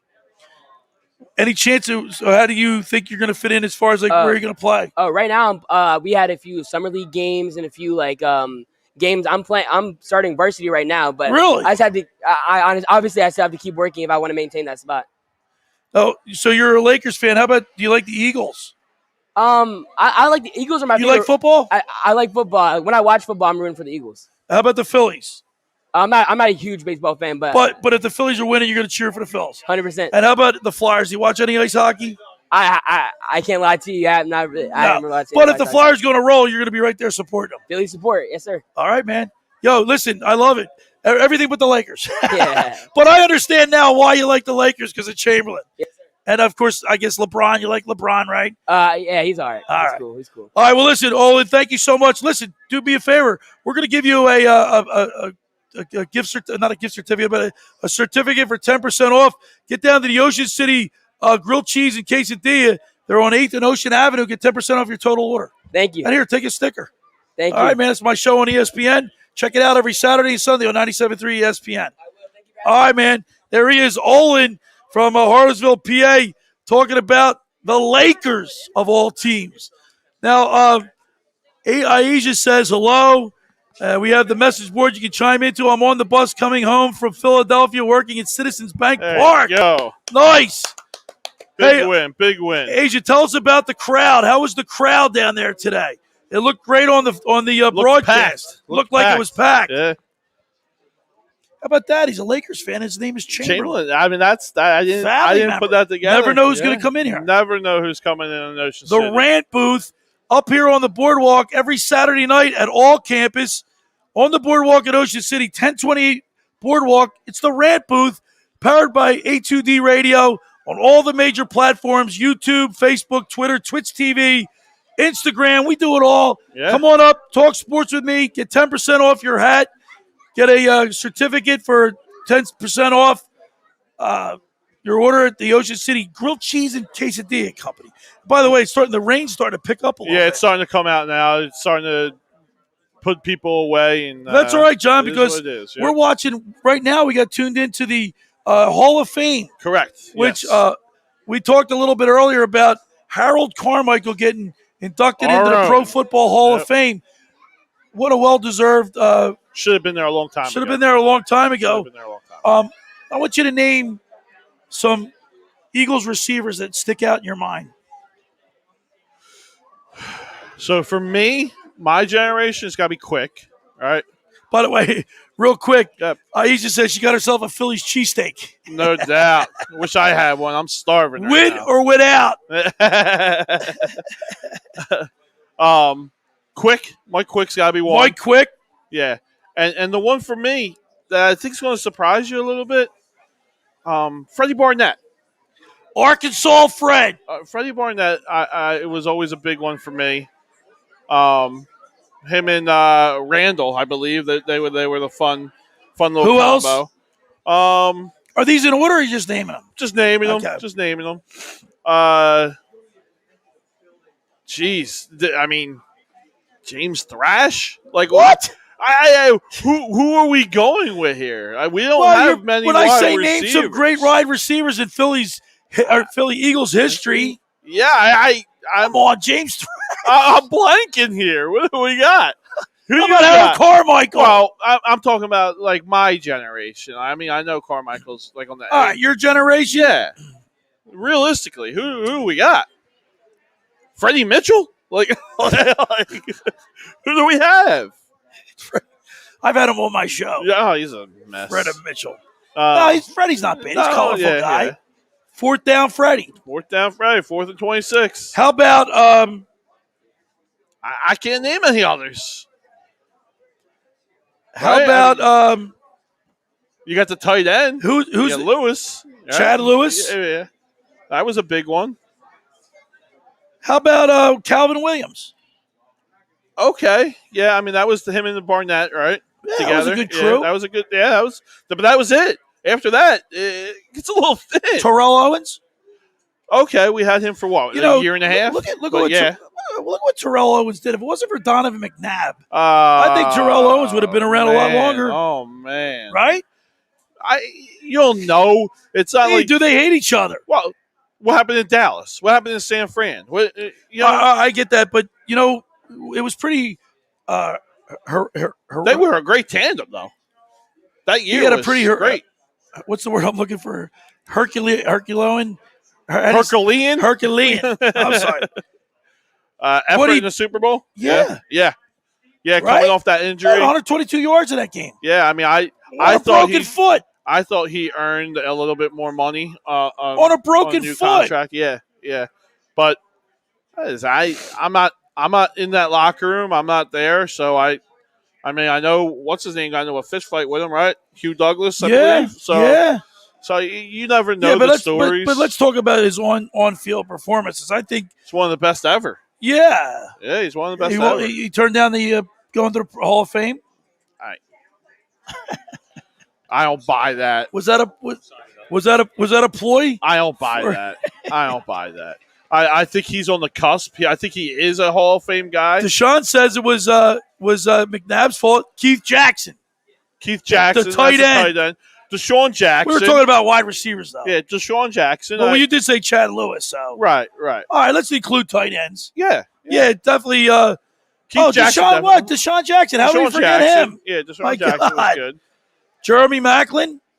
I mean, he was. I know. I like Jeremy Maclin. Okay, he was good for the Eagles, but in any other franchise, are you really putting him up there? How do we leave Deshaun Jackson out? Yeah, Deshaun Jackson's definitely one. But like know I said, any other franchise, is Maclin a top guy? I'm glad Jerry chimed in with Deshaun Jackson because remember that Giants game? The punt. Oh my God! Yeah. And how about the Washington game? The first game, Michael Vick, when they opened up in Washington, that bomb, that was like first play, right? Unbelievable. I mean, he had dynamite playmaking ability, like big time playmaking ability. Yeah, and I think we should be when he's on the field. I think you and I should be sanctioned for forgetting for 30 seconds. Yeah. We got to keep our mouth shut and give Deshaun accolades because we were. How do we forget him? 30 seconds. Yeah, he definitely was one. All right, that's good enough. That's all he deserves. No, but I feel bad. I feel stupid. Right. He definitely is one of the better ones in Eagles history. Deshaun also chimes in, T.O. was a monster. He earned his stripes. No doubt about it. 100%. Here's a good one. Irving Fryer. Oh, that is a good one. Deshaun with another one. That is a good one. Yeah. Yeah, Irving Fryer. Yeah. Absolutely. Yeah, that's another good one. Yeah, man. Absolutely. What about Ernest Byner? Well, he was a running back. Well, yeah, but I mean, he was a catching running back, and he could catch. Yeah, he was a receiving running back. All right, let's go. We got another ranter. Maclin? I'm not big on Maclin. Jeremy Maclin was Deshaun just said Irving Fryer. JJ. Now, Jerry, you're getting a little crazy. JJ Arcega. There you go. He's only good when his mom holds the umbrella. All right, we're starting to get a little wacky here, so let's get things back in line and bring in Kevin. Kevin's a good friend of ours up here at the all campus in the rant booth. He's He's originally from Delco, Delaware County, but he now resides in Ocean City. And let's welcome into the locker room, Kevin. What's going on, Kev? How you doing, man? What's up, you Swami? I'm glad you're joining me here in the rant booth. And you know what's so funny, Kev? When we started this, we called it the rant booth because we thought we'd get a lot of people coming up here ranting about stuff. But it turned into actually talking about just regular sports, like it's just a calm thing. So it's morphed into more than just the rant booth. Talk about positive, negative, whatever you want to talk about. Well, this is the happening place. I know that. We've had, listen, even on a rainy day, we've had 10 ranters already. During when it's sunny out and it's beautiful out, we've had like 20 and 30 people in here. Wow. Nonstop. It's good. And what else better to do on a Saturday night in Ocean City talking sports? I mean, it's unbelievable. And look at the beach. How can you beat And it? look at the beach. And if we can't see the moon tonight, but we've had a couple really good, beautiful full moons. And I don't know about you, Kev, but the Eagles open up with their preseason game Thursday night Against? the Pittsburgh Steelers. And it's preseason, I get it, but football's back. We had the Hall of Fame game last Thursday night. We've got the Eagles kicking it off against the Steelers at the Link. I'm excited. Are you? Who's their first game, their true game against? The first game is Atlanta this year. Home? No, in Atlanta. And they also have on the home schedule the Tampa Bay Buccaneers, the Kansas City Chiefs. Of course, your division games are all home, one away, but they've got a pretty exciting schedule. One of the easiest schedules in the league, with the exception of the Chiefs and the Bucs. After that, it's anything on Monday night. They got the Jets. Any prime time? Dallas Cowboys on a Monday night. They get the Bucs on a Thursday night. So the schedule looks pretty favorable for the Eagles. But Nick Sirianni's reluctant to name Jalen Hurts as his starting quarterback. Why is that? What do you think? I don't think he's ready. I want to know what you think. I'm not a big fan of him, to be honest with So you. you're not an Eagles fan? Love it, but I just don't think he's ready. Oh, you don't think Jalen Hurts is? No. Well, who are you going to go with? I still love Nick. He's yeah, but you can't love what you don't have. I know. And we got Flacco, and you have Nick Mullins. That's it. Wow. What are you going to do? It's not much. You're not going to name. You're going to sit there and tell maybe. me that you're not going to name Jalen Hurts as your quarterback. What's the point? Well, right now you have no choice. I don't You understand do why have a they're choice. not. You can why they're name not- them. Right. That's why I'm saying I don't understand why they're not naming him. Is there a problem with him? I mean, No, I think Nick Sirianni's trying to be, this. I think he's taking his competition thing to an extreme level. You want to instill confidence in your quarterback. 100%. You want to name him. It's not like he's not going to be your starter. You know it. I know it. John knows it. Everybody in the store knows it. Why doesn't he name him the starting quarterback? Well, I don't know, my friend. I don't know. So Your guess is as good as mine. now, another thing that you as a coach, you coach softball. Nick Sirianni, his practices are only an hour and 20 minutes tops.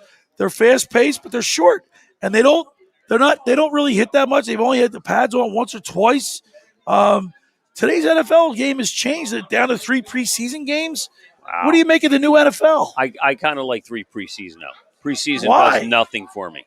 Well, it's not supposed to do anything I know, for you. It's supposed It gives to the coaches check out and your players an kids. opportunity to see what they have. Exactly. I you know what? There's too many injuries though that happen. Well, the injuries are unavoidable. You're going to have injuries in football. It's a rough but sport. don't you hate it when it happens during the I hate it when preseason game? I hate it when it happens to me. When it happens to Dak Prescott and the Dallas Cowboys, Yeah. it really doesn't bother me that much. I'm okay. Yeah, I'm okay with that. But no, Well, I'm not a big preseason guy. Never was. We never already will have be. 3 guys that are down. Sayamalo, Brandon Brooks, and now Devontae Smith are all out for the Eagles right off the bat. Devontae's out. We for haven't what, even 2 to started 4 hitting. weeks? 2 to 4 weeks. Devontae's out. Yeah, Wow. we haven't even started hitting. Well, how about the Phillies though?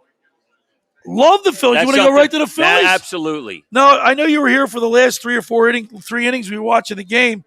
The Phillies looked like it was a cakewalk, only to surrender up a back-to-back home runs to the Mets, and then we were all sweating it out. Yeah, with 2 guys on, it could have been a 3-run homer. Who knows? They had the jack one. You never know. Well, they had their meat up. Pete Alonso was up. Now, let me ask you a question, Kevin, because I don't want you to be honest. You don't want me, or I want you me to be honest. Okay. In May, June, and early July, what was your attitude towards the Phillies? Were you sell? We're not going anywhere. This team doesn't have enough. This guy stinks. That guy stinks. Or were you more positive in saying, "Hey, it's only July. We're only 2.5 games back. We haven't won any. We haven't put any wins together, like significant wins in a row." Honestly, I Where were you? really wasn't paying attention much to him in the beginning. I wait towards the end anyway. That's normal for me in any sport. So you because I'm busy with regular front runner. No, just busy life. Right. I don't have time to sit there and watch, but I'll peek it and I'll look at the scoreboard. Absolutely. Do you get the newspaper delivered still? No. I do. So I get that paper every morning. I open it up, go right to the sports page. I look up the stats. I look to see the standings. I love that stuff. I do look at that stuff. Absolutely. But then again, I don't that's my sit there. job. I know. You get paid to do that, my friend. So, well, are you a Sixers fan?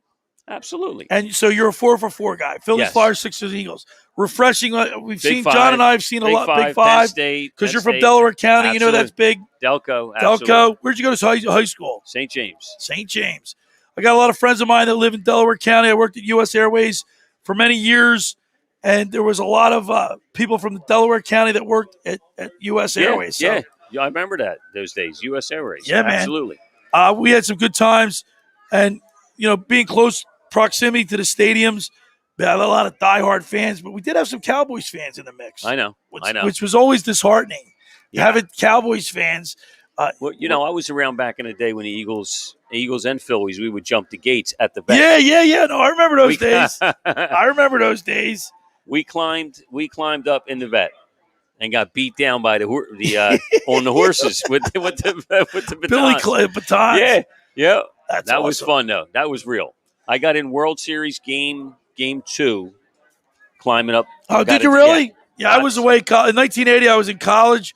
I came home for a couple of the games, but I was playing football, so it was tough for me to get away. But I'll never forget that. Of course, the 2008 Phillies. But by that time, I don't know. Can we sneak into Citizens Bank Park like we snuck into the vet? I don't think so. No sneaking in. Those days are long gone. No, not happening. Well, listen, Kev, really appreciate you taking time to come up here in a rant Excellent, booth. friend. We got a lot of ranters coming in. Here. So let's move on. And we're up here in Ocean City, all campus, on the boardwalk in Ocean City. We're doing the rant booth as we do each and every Saturday on A2D Radio. We're on all the major platforms, Facebook, Twitter, YouTube, Twitch TV. Come on up and join us in the rant booth. It's a lot of fun. And right now, let's talk to Nick.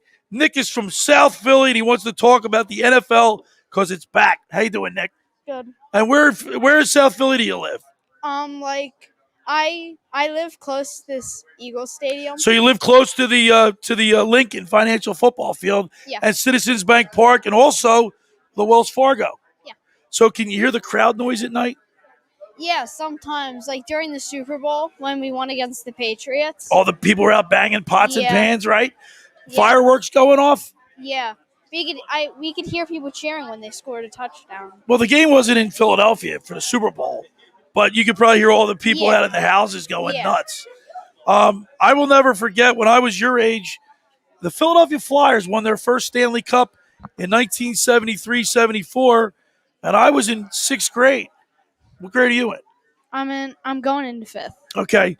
I will never forget when the Flyers won the Stanley Cup. I was in 6th grade, and it was like 4th of July. Everybody was out banging pots and pans. I'm from Collingswood, New Jersey. I'm in Jersey, the suburbs. Fireworks were going off. People were going nuts, and I'll never forget it. And then you know what I did the next day or 2 days later? I played hooky and went to the parade. And I'll never forget telling my mom we're going to school. We walked to school, and we ditched it, went to the speed line, and there was like 20 kids because it was the first time I was ever in Philadelphia. We were all scared, and we went over to the parade. I'll never forget it. It was so much fun. It seems like fun. Oh, it was great when your favorite team wins like that. Are you a Flyers fan? Yeah. Are you a Sixers fan? Yeah. Are you a Phillies fan? Yeah. And I know you're an Eagles fan. Yeah. All right. So let's talk a little Eagles football since the season starts. The preseason starts on Thursday. You excited? Yeah. So, do you like Jalen Hurts? Yeah. I think he'll do a lot of good stuff for the team. Nick Sirianni refuses to name Jalen Hurts the starting quarterback, but we know he's going to start, right? Yeah. You think he's a good quarterback? Definitely. Who's your favorite Eagle? Probably Nelson Aguilar, if I had to pick one. Oh, you mean of all time? Because Yeah. Nelson's no longer on this team. How about this team? Right now, probably Jalen Hurts. Jalen Hurts. Yeah. I mean, Devontae Smith was our number one draft pick this year, but he's hurt. He's going to be a good player. Jalen Rigger looks like he's going to be, if he can stay healthy, he'd be a good addition. And, of course, the Eagles' defense looks like it's going to be tougher than it was last year. Do you like the offense or defense better? Probably offense. What do you play football? Yeah, I play flag. Flag football? What position do you play? We mostly switch around, but I mostly play tight end. Do you ever play quarterback? One Quarterbacks time, get all the accolades. They get all the praise when you win, and they get all the blame when you lose. yeah. I had to sub in one time for our championship. Oh, you played in the championship. Yeah. And where do you play football? Like, where's your field? We played Saya 1 year, and then we played in this league, Burgess League, one time. And you're going into 5th grade? Yeah. Are you excited? School's open. Look, it's August 7th. School's right around the corner. What do you think about that? I'm kind of excited. I have a 6-year-old daughter, and she said she doesn't want to go back to school. Do you think the Eagles are going to be good this year? Yeah. What do you think? No, there's 17 games this year, not 16. So what do you think their record will be?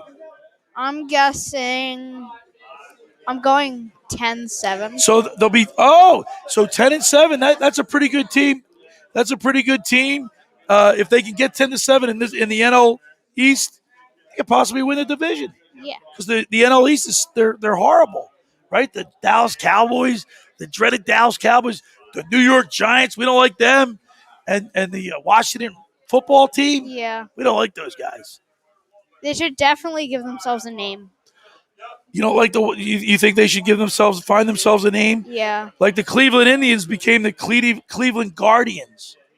What do you think of that new name? I think it's pretty good. Yeah, it's all right. It's not bad. I like the Indians better, but Yeah. things change. What about you like the Phillies? We watched the Phillies game today. They just beat the New York Mets. Yeah. Did you get a chance to watch a little bit of that? I think so, yeah. Yeah. They beat the Mets 5-3. They were up 5-0 today. And then they get to the 9th inning, and they surrendered 3 home runs in a row, back to back to back. But they still won, so. Yeah. There we got a Boston Red Sox fan behind you. All right, Nick. Well, listen, thank you very much for coming into the rant booth. We really appreciate it. You did a great job, and good luck in school this year. I will. And in football. Let's go Eagles. Yeah. Here, give me an Eagles chant. E-A-G-L-E-S. Eagles. All right. All right, there he is. Nick from South Philly, and let's go with Rocco. Rocco's going to get in on the action. And I guess Nick and Rocco are brothers. Rocco's birthday. All right. Hey. How you doing, Rocco? I'm good. Matter of fact, let's pull Rocco up closer here. How you doing, man? Happy birthday to you. Thanks. So, did you go on any of the rides tonight? Yeah. What's your favorite ride? Probably, The Gale Force? yeah, I got on Gale Force or the ship one. So let me ask you. So you got to be so tall. You're tall enough to get on the Gale Force? Yeah, I think I'm 50 inches or 51, and you have to be 48. So you just qualified, right? Yeah. All right. Now you want to talk about Major League Baseball? Yeah. Who's your favorite baseball team? The Phillies. They won today against the New York Mets. Are you excited that the Phillies are now in first place? Yeah. Have you been down to Citizens Bank Park since you live so close? Yeah, I have. Mom and Dad take you to the games? Yeah. And your brother said that you can hear the crowd noise when the teams do really well. Yeah, and I got my ball signed when I gone. Who signed it? Andrew McCutcheon. Nice. What, were you down by the field? Like, how did Yeah. you get the ball signed? So I was the 4th row to the field by first base, and I walked down while they were practicing, and they signed most of people's balls except my brother's. He wouldn't sign your brother's ball? No, because the game just started. And Okay. So he signed as many balls as he could. So I guess Andrew McCutcheon is your favorite player? there's a tie between Bryce Harper and Andrew McCutcheon. Yeah, how about Bryce Harper? He's batting, 306 now? He had a hit today, right? Maybe 307. He's got 19 home runs, 44, 45 RBIs. Yeah. I think it's a pretty good choice. Yeah. Do you like the Eagles, too? Yeah. Who's your favorite Eagle? Of all time or just No, just this year. uh Oh, no, all time. You're only 8 years old. I'm not really sure because I haven't been watching football. So you're a bigger baseball fan. Yes. So do you like, what other baseball teams do you like besides the Phillies? I like the Yankees. That's your American League team? Yeah. What other teams? Uh. Well, maybe just a Yankee. You're just a Yankees and Phillies fan. Yeah. That's enough. You don't want to have too many favorite teams. Who's your favorite Yankee? Aaron Judd? Yeah. There, he's a big Yeah, guy. because he has the same. Oh. Same number? What's his number? I don't know. What's Aaron? 99 is same number as Wayne Gretzky. Wait. Wait. Who you thinking? The guy when we were at dinner, you searched him up. Who had the same birthday on August 2nd.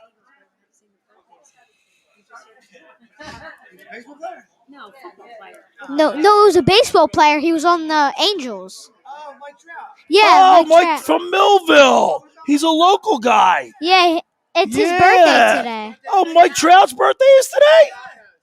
Well, how about that? That's awesome. Yeah. So when are you going to go to your next Phillies game? I'm not sure.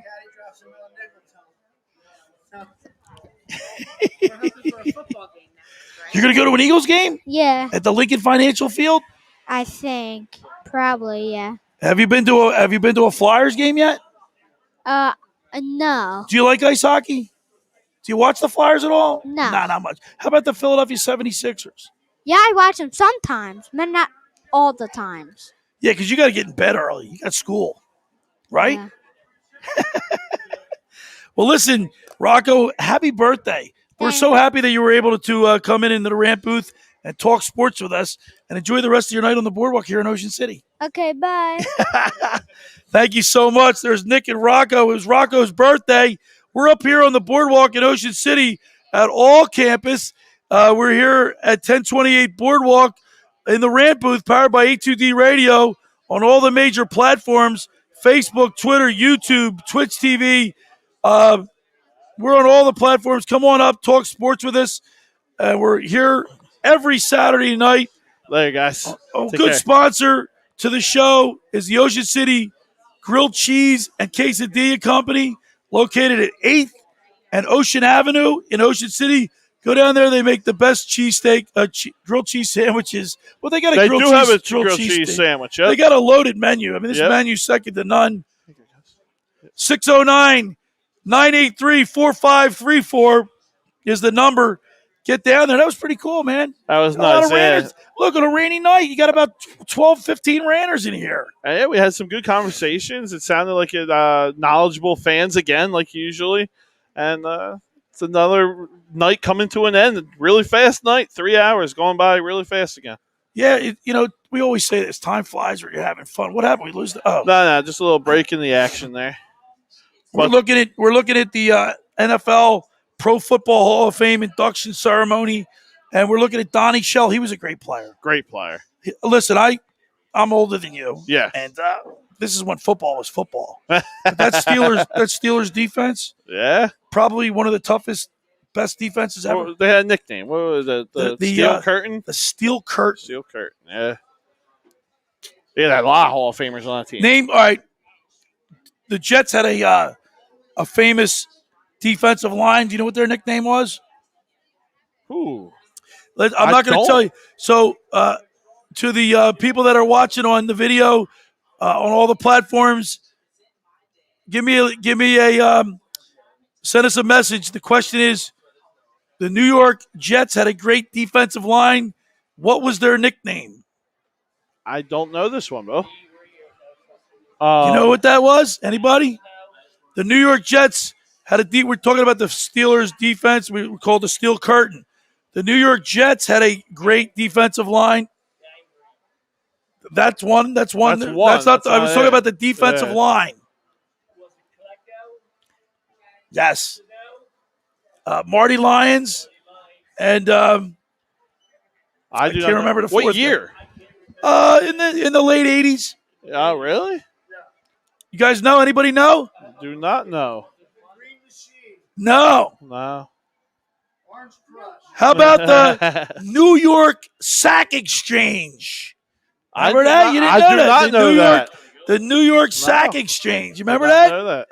That's what they were called. Gangrene, I think, was another team. That was another team. Yeah. The New York Sack. It was Gastineau, Marty Lyons, Joe Klecko, and I can't remember the fourth one. All right, how about this one? Yeah, Martin just checked in the New York Sack Exchange. Very nice. Very good, Martin. How about this one? The Minnesota Vikings had a nickname. What were they? Purple People Eaters. Yeah. That's a softball. All right. Here's another easy one. The Miami Dolphins, the 72 Miami Dolphins. What was their nickname? I have no clue. No, the Killer Bees was later. That was later because they had Blackwell. Matter of fact, I had him on my show, Blackwell. They had like 6 guys on the defense. Their names began with B. That's why they were called. But there was another name for the 72 Dolphins. Their defense was called? No clue. Jeopardy? What is that? Wheel of Fortune? Jeopardy. I don't know what that is. It was the no-name defense. Nick Bonacani, Jake Smith. You guys don't remember? That was back in 72. I'm giving you a little history lesson here. No clue. All right. How about the didn't the Rams have one? Well, there was what were the Rams? I know what they were called. You know what the Rams were? Deacon Jones. This is before my time. No, not Fred Dryer. Deacon Jones.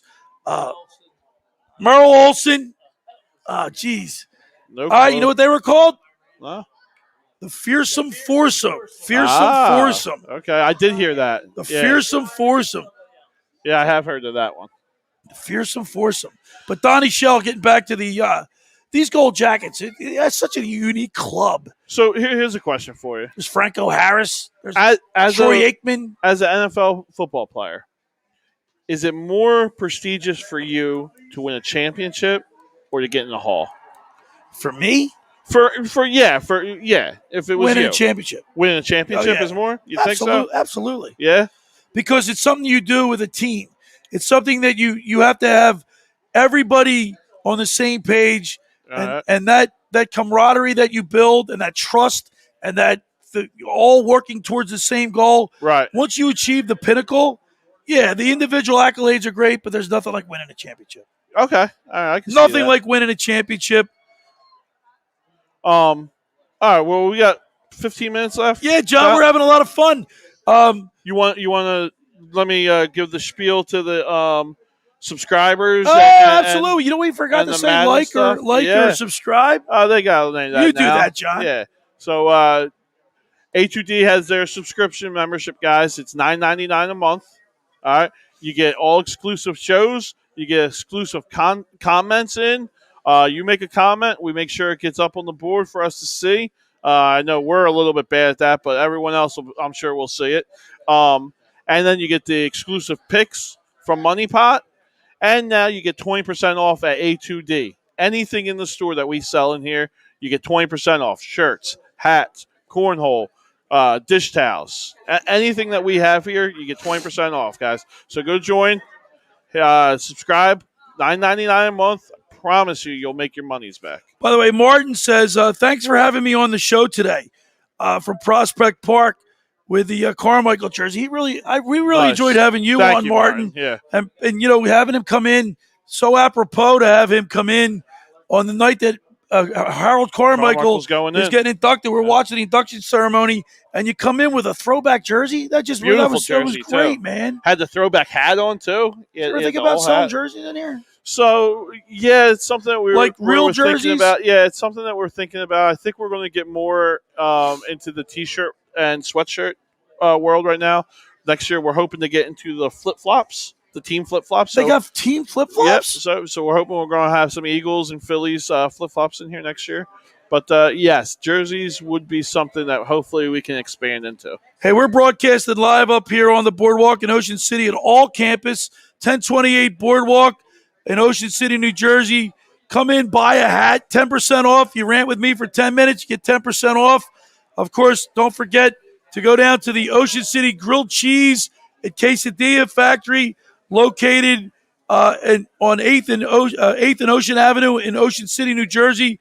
They've got the best grilled cheese sandwiches you'll ever have. Yeah, they do. Grilled cheese and tomato, which you had not too long ago. And I got it again the next day. Should be handing out some of these discounted coupons because you go in there, you get a discount on your whole purchase, not just the sandwich. Yep, the soups, the drinks, the chicken tenders, the mac and cheese, everything. It's been a great night, John. Despite the rain, we've had several ranters tonight. Yeah, we've had for the Phillies game. The end of the Phillies game, we always get a big crowd, but tonight was pretty special. You know what that reminded me of a little bit? Little Mitch Williams anxiety that you got tonight with Mitch giving up home run after home run, blowing leads. But today was bend don't break. Yeah, another. Well, you had the guy. You had a 5-0 lead. You thought you could throw a guy in there and get out of it. But then you had to bring in the real closer, and he shut the door down. Like that's what we hope happens the rest of the year. Going into the playoffs, he could come in and shut the door. And Dombrowski's 2 acquisitions, 2 trades, obviously contributing. Looking like a genius right now. Yeah. You never want to get too much ahead of yourself, but so far so good. Kyle Gibson 2-0 with a very good 2-0 too. Yeah, man, like a solid pitching performance. Went 6 1/3 last night. Right. And guy had some tough jams. Yeah. Bone put him in a couple tough spots. Archie Bradley made some nice pitches, got out of a jam there.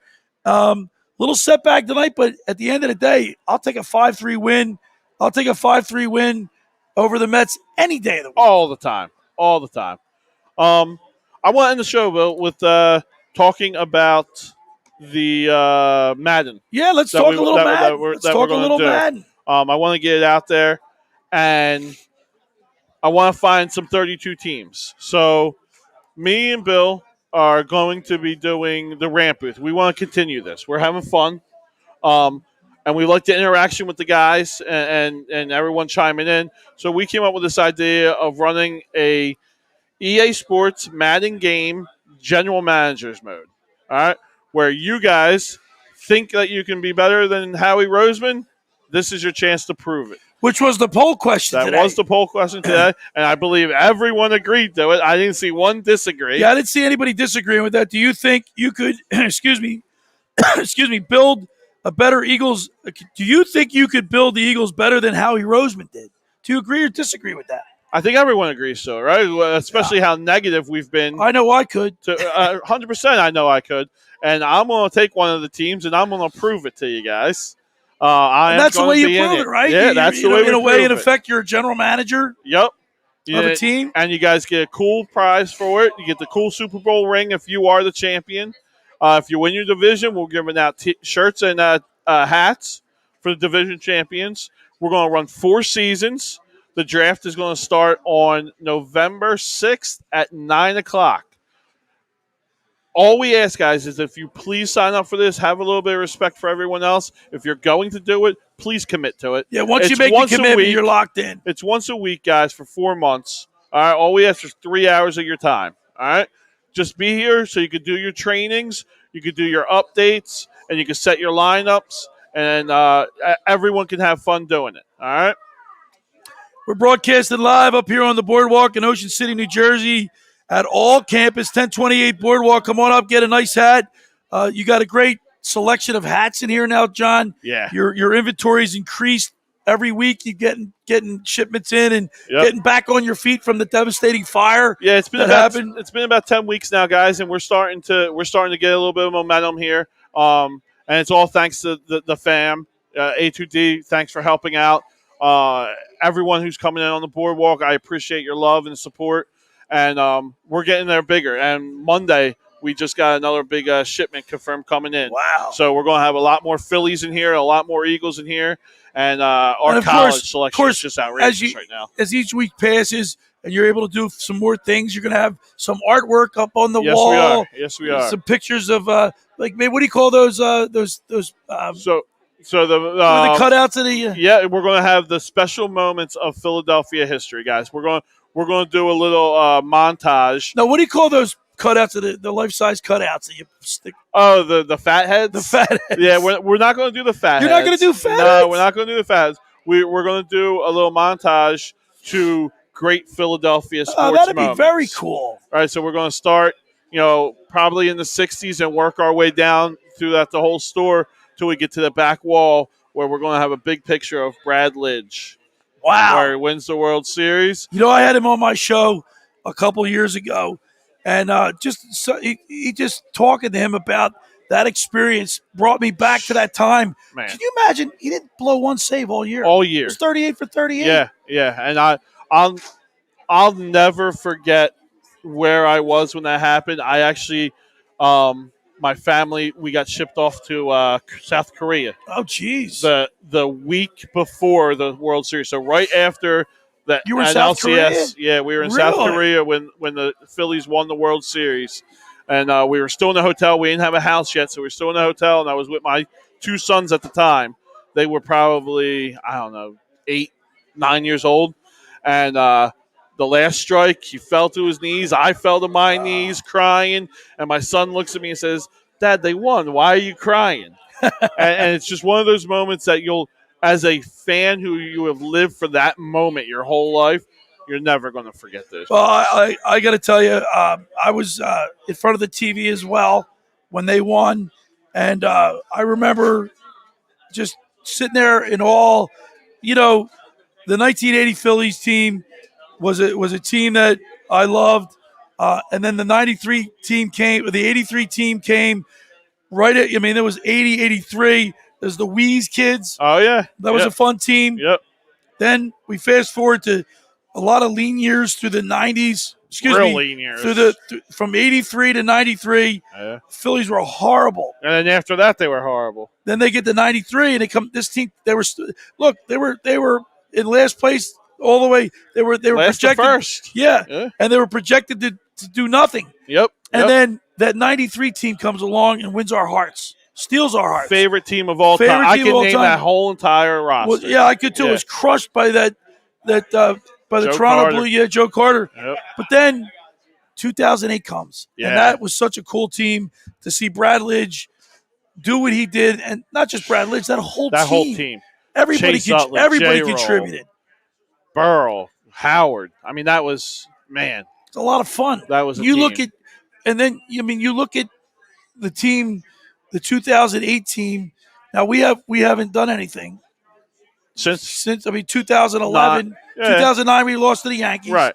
2011 was the last time we made the playoffs. Yeah. And I was at that game when not Halliday, who was the other pitcher? Cliff Lee. Yeah. They lost 4-2 to the Cardinals. Right. It just crushed us. Yeah. And I was there at that game. I think we were better than the Cardinals, but the Cardinals just got some timely hits. 100%. Yeah, and I think Yadi Molina was a monster. He was on fire. in that series. Yeah. So we're coming to the tail end of this broadcast. It flies by, doesn't it, John? Oh my gosh! This the way that we have this constructed, where we get to have the kids come up and the families all around and loving and watching them. It just makes this time go so by fast and fun. When we had Nick and Rocco on. Yeah. It was Rocco's birthday. He looked like he was so excited to sit up in here. God. And they can look back on this experience. That's what he said. They're going to go. They're driving home tonight. Oh, is that right? Yeah, they're driving home tonight, and he said that's all they're going to be watching on the way home. They're going to be replaying themselves the whole way home. talking sports is fun in general, but when you get to do it like we do, and talk to different people. We had Olin Chamberlain, a descendant from Wilt Chamberlain. Yeah, you gotta be kidding me. You never know what comes up here. You never know what's going to happen. You get people from all over We've had the Lou world Nolan. up here. We've had Thurian's daughter. Yeah. We're going to get Berube. He told me he's coming up. Yeah. So when he gets into town, he got married last week. Yes, so he did. When he gets into town, we'll see him.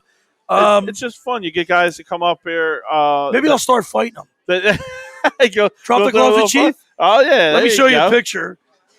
You guys will love this. Let me try to get this in before we sign off because Chief comes into town once a year and he comes to see me. We're pretty friendly with each other, and he came into the parking lot and I pretended I dropped the gloves with him and he threw me down.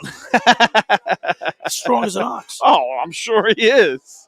One of the biggest goons in hockey history. Guess what? He can play. He can play, man. He can play. He was known to fight, but that was what he was made to do. Right. Well, that was they had those roles back then. They don't have those roles anymore now. That goon role has been kind of taken out of hockey, and rightfully so. I think. I mean, come on, where's this picture? I believe you do need a little bit of toughness in the hockey world still, but the goon role is pretty much non-existent now. Yeah, hockey game. The game of hockey has changed. There's no two ways about it. It's more speed. It's more finesse. I got rid of the old clutching and grabbing and the hook in. That's the thing of the past now. Watching it when my dad played. My dad played minor league hockey growing up, and watching him play, it was a completely different era. I got to find this picture because you're gonna laugh when you see it. He's like he grabbed me. And we pretended we were fighting, but yet he was like grabbing me hard, throwing me around. If I can only find this picture here. Come on. I'm sure you'll have it somewhere. You'll send it to me somewhere tomorrow night or something. So, John, another successful night here in the rant booth. As we have a few minutes left in this broadcast, I want to thank all the people that came in to talk with us tonight. We had a lot of fun. Yeah, we had a lot of fun. And I forgot to give a shout out in the beginning to a customer who came in who was a follower of A2D, and they said they were going to be listening on their way home. They got a 6-hour drive home. 6-hour drive home? Where are they going? Up to northern Boston, up there. And his name's Quinn. So, Quinn, if you're watching, hey, buddy. Hope you guys got home safe, and appreciate you stopping by this weekend. All right, here it is. Here's the picture of, and I'm going to show you guys. Me and the Chief, pretending we're fisticuffs, and then he, let's see, which is the one where he throws me? Here it is. He backs me up. Yeah, there you go. It'd be nice to have him on. He's a clown. He's a clown. Great guy, man. Yeah. Great guy. A lot of fun, and he's a Stanley Cup champion. Yes, he is. I'll never take that away from him. No, that he will go down in history with that head coach cup. When you get your name engraved on a plaque, a bust, the Hall of Fame, Stanley Cup, your name's engraved on the Stanley Cup. Never goes away. Never goes away. Never goes away. All right, John. I think we've come to that time. We're about a minute, two away. Yep. Anybody else you want to thank? Or no, I just want to mention again the Madden thing that we're doing. Please, we're looking for 32 guys who are going to be committed to doing it for the month. Is there somebody you have to call you or email? Just message me. Message me, guys. If you don't have my number, just look it up at allcampusoc.com. My number is right down there. Just give me a call. And if you want a team, we'll pencil you in. It's going to be a fun 4 months of doing this. This is going to be real interactive. We're going to have a lot of trading, a lot of free agency talks, a lot of firing coaches, setting your prices, and managing the whole entire franchise, not just the team. Sounds like a lot of fun. I'm looking forward to it. Yep. We had a lot of people chime in on the message board. Deshaun, Jerry, Deshaun, Martin, of course. Greg, thank you. I don't know if we can scroll that up or down, but Aisha. Yeah. She works at the ballpark. Yeah, Tommy. Appreciate it, guys. Thank you for all the messages. A lot of participation there. Once again, we're just every Saturday night, we'll be up here at all campus on the boardwalk in Ocean City, New Jersey, 1028 Boardwalk. Don't forget to stop in at the Ocean City Grilled Cheese and Quesadilla Company. When you get down there, they've got a great menu. 8th and Ocean Avenue in Ocean City, New Jersey, 609 938 4534. Don't forget, when you get down there, use the promo code A2D to get 10% off your order. And I want to thank John Coyle for put us up again, John. Once again, a lot of fun. Thanks everybody for joining us, and we'll see you next week. Later, guys.